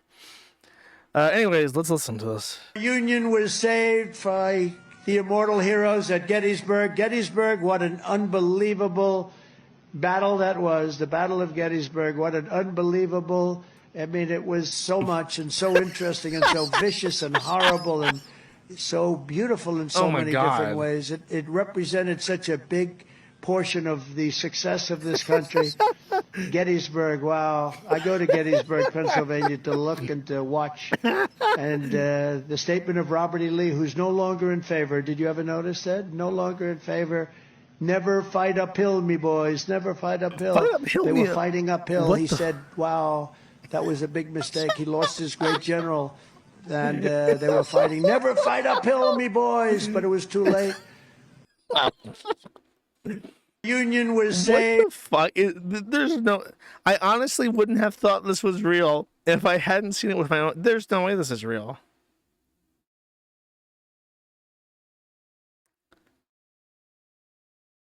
Dude. If that's real, dude, they're too fucking old. Both of these assholes are fucking 80-something years old. Why? Why is there nobody who is within like 50 years of my age running for anything? Can we not have 80-year-old men having mental fucking collapses live on stage run for president? Please? Anybody who's not 50 or 80 years old. Come on. He was definitely like lucid and shit like during the first presidency. I feel like his age is catching up to him fast. I've seen a lot of clips like this where it's like, this is not really significantly different than Biden. I don't know if that's unpopular with my audience, but like, dude, come the fuck, listen to this. Robert E. Lee, who's no longer in favor. Did you ever notice that? No longer in favor. Never fight uphill, me boys. Never fight up. Never fight. Why is he speaking in an Irish accent halfway through the when he's quoting Robert E. Lee? Was Robert E. Lee Irish? That wasn't. No, it's not AI. I mean, it might be. I can't say with any certainty, but they're saying that it's not. That's crazy.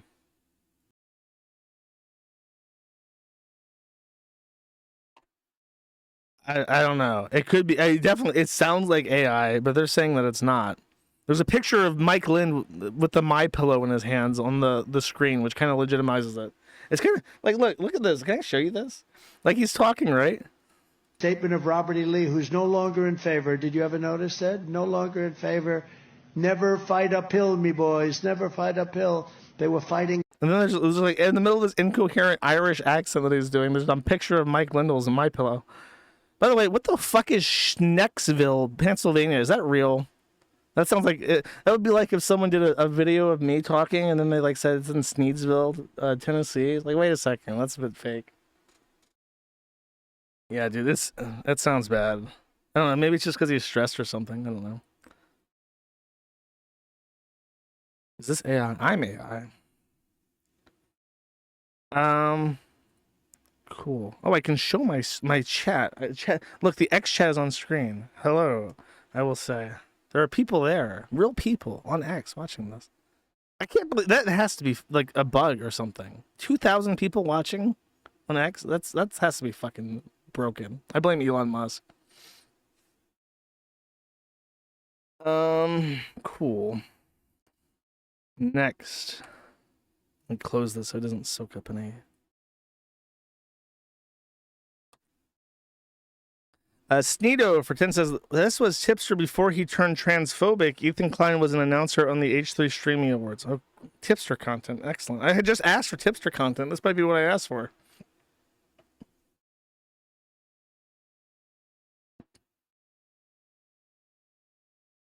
Oh. I apologized to H3. In a previous tweet, I called him unfunny. I did not do the proper research. I will do better. Okay, this is only a minute. I'll watch this. Dude, no. I've just been noted. I'm sorry. I just made a whole tweet making fun of Ethan and saying he wasn't funny.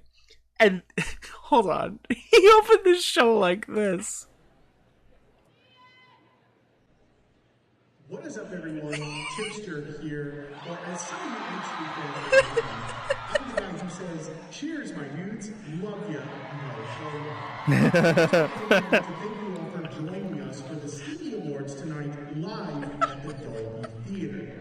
Now, before we kick things off here, I just want to take a moment to make a toast with me. So if you got yourself a drink, go ahead and raise it for me. And at the count of 3, I'm going to have you all do a good. Is this AI?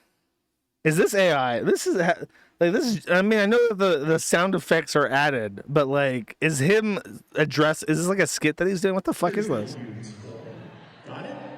Okay. Here we go. 1, 2, 3. Cheers, my dudes.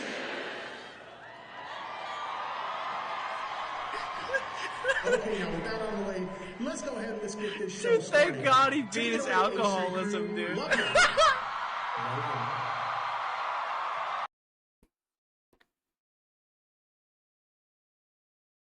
Is this fake? I can't tell what the fuck this is. Oh, fuck. I just know that it's Tipster, as if he were famous, and that's funny to me.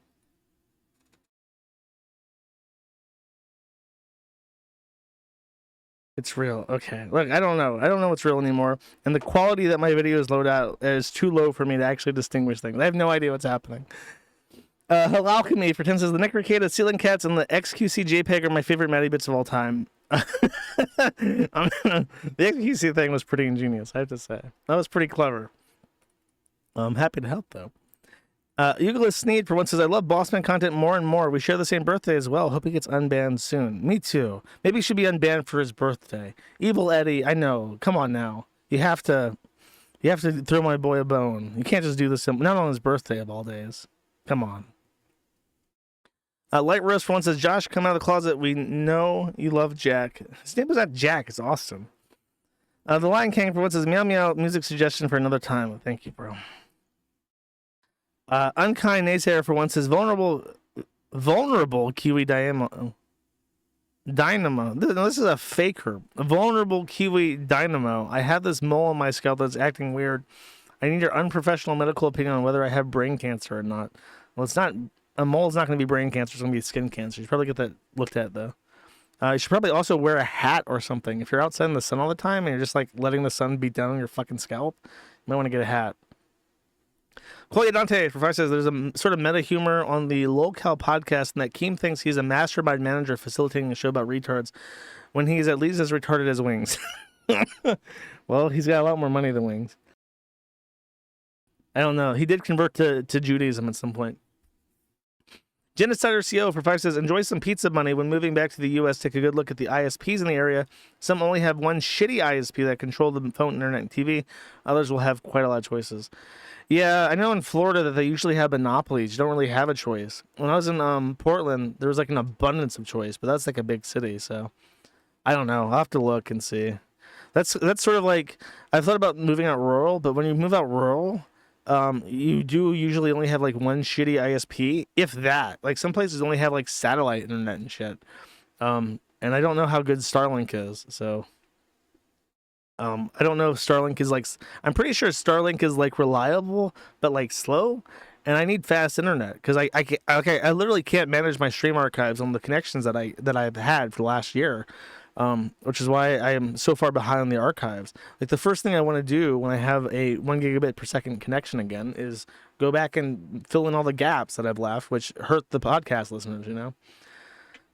And I think it hurts the show too to not have the RSS feed because, you know, people find the show on iTunes and shit. It's a huge pain in the ass. No hurt, Mr. Mental for 2 says no pizza today, asshole. And it's true, there is no pizza today. It's an accurate statement. The Lion King for 1 says rip Norm, you're fully messed. I agree. Every 9/11, the entire is Norm Macdonald Day. Everyone remembers a great man, a great Canadian, the greatest Canadian even. Cold Call for 6. Can you please read 1, 2, and 3 in the Book of Enoch? And we had a discussion in the Many thread about how it was apocryphal, and only the Eastern Ethiopian Orthodoxy has the Book of Enoch as canon. Chapter 3. All who are in the heavens know what is transacted there. They know that the heavenly luminaries change not their paths, that each rise and sets regularly. Every one is at a proper period, without transgressing the commands which they have received. They behold the earth and understand what is transacted, from the beginning to the end of it. They see that every work of God is invariable in the period of its appearances. They behold the summer and winter, perceiving that the whole earth is full of water, and that the cloud, the dew, and the rain refresh it. It's very cryptic. I'm going to be real with you. That's a very cryptic verse. And it doesn't really like line up with what I remember in the second one. Anime Extremist for 2 says, if you had to choose, would you rather be a guest on the Lolcow podcast or be a guest on a VTuber's live stream who isn't Gator, Gamer, or Flamenco? The Lolcow podcast. I'd rather be on the Fat Retard podcast than the Anime Watching Tranny podcast. I think that's worse. Devious to V for 2 says, I was looking at the Helldivers Reddit a week ago and some dude's house burnt down, and his immediate reaction was to post it to Reddit. Then there is a postimage.cc link. This will be my last super chat, by the way. I mean, it's true. His house burned down, and he said democracy on pause, which is like a reference to the game. Because I guess he can't play Helldivers when his house has burned to the fucking ground. That's a nice looking house too. Look at that stone. Is that like stone? Is that why that didn't burn? Because it's all stone on that side. What a waste. His gamer computer burned the fucking house down. It looked like a nice house. What a wreck. All right, and that's it. I do have a song picked out. I will see you guys on Friday. I remembered my hamsters this time, so all good so far. Thank you for watching. I appreciate it. Especially to the 8 million people on X, which I'm sure are being dutifully reported accurately by Elon Musk. And take it easy. Where is my song? There. Okay. This is by the way, I'll just do the title read. This is Mindful Solutionism by Aesop Rock. Not to be confused with Aesop Rocky, who sucks. Aesop, as in Aesop Fables. Rock, as in a rock. Much better. And I think he's white. Take it easy. Bye-bye. 2.5 million years ago, a friend of mine made a tool from a stone and defended his tribe. It's technology. Sorry for the technical term. It's a wheel, then a fire, and the rest is a blur. Throw a theorized plot in the pot with applied science, let it sit. I bet it streamlines your environs, yeah. What's a resource local to the grotto? The method isn't free until the mechanism follow that. Technology, innovate a difference. A feat of engineering, a system made efficient. There isn't a condition, complication, or revision where the answer ain't to build a more sophisticated widget. Idiot, tired of games, Bronze Age, Iron Age. Weaponry in stellar form, shelter finer by the day. Livestock and vegetables that rose behind the hideaway. Mesopotamia out the lion cage. If it's out of the bag, then it's out of the bag. If it's out of the bag, then it's out of the bag.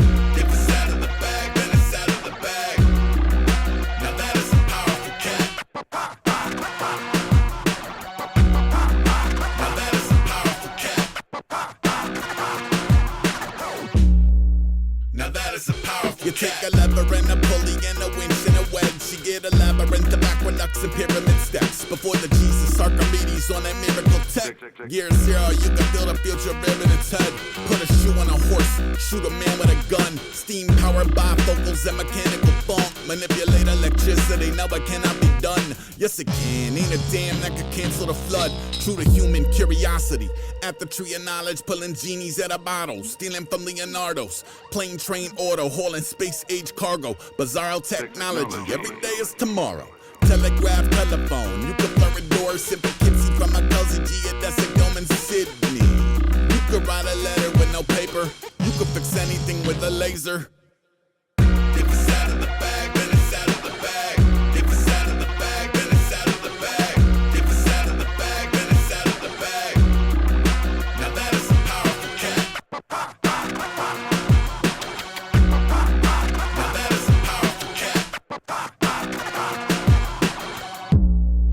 Now that is a powerful cat. You could get a robot limb for your blown off limb. Later on, the same technology could automate your gig, as awesome as it is. Wait, it gets awful. You could split an atom willy-nilly. If it's energy that can be used for killing, then it will be. It's not about a better knife, it's chemistry and genocide and medicine for tempering the heck in a projector light. Landmines, Agent Orange, leaded gas, cigarettes, cameras in your favorite corners, plastic in the wilderness. We cannot be trusted with the stuff that we come up with. The machinery could eat us, we just really love our buttons. Technology, focus on the other. 3D printed body parts, dehydrated onion dip. You could buy a jet ski from a cell phone on a jumbo jet. TECHNOLOGY, it's the ultimate.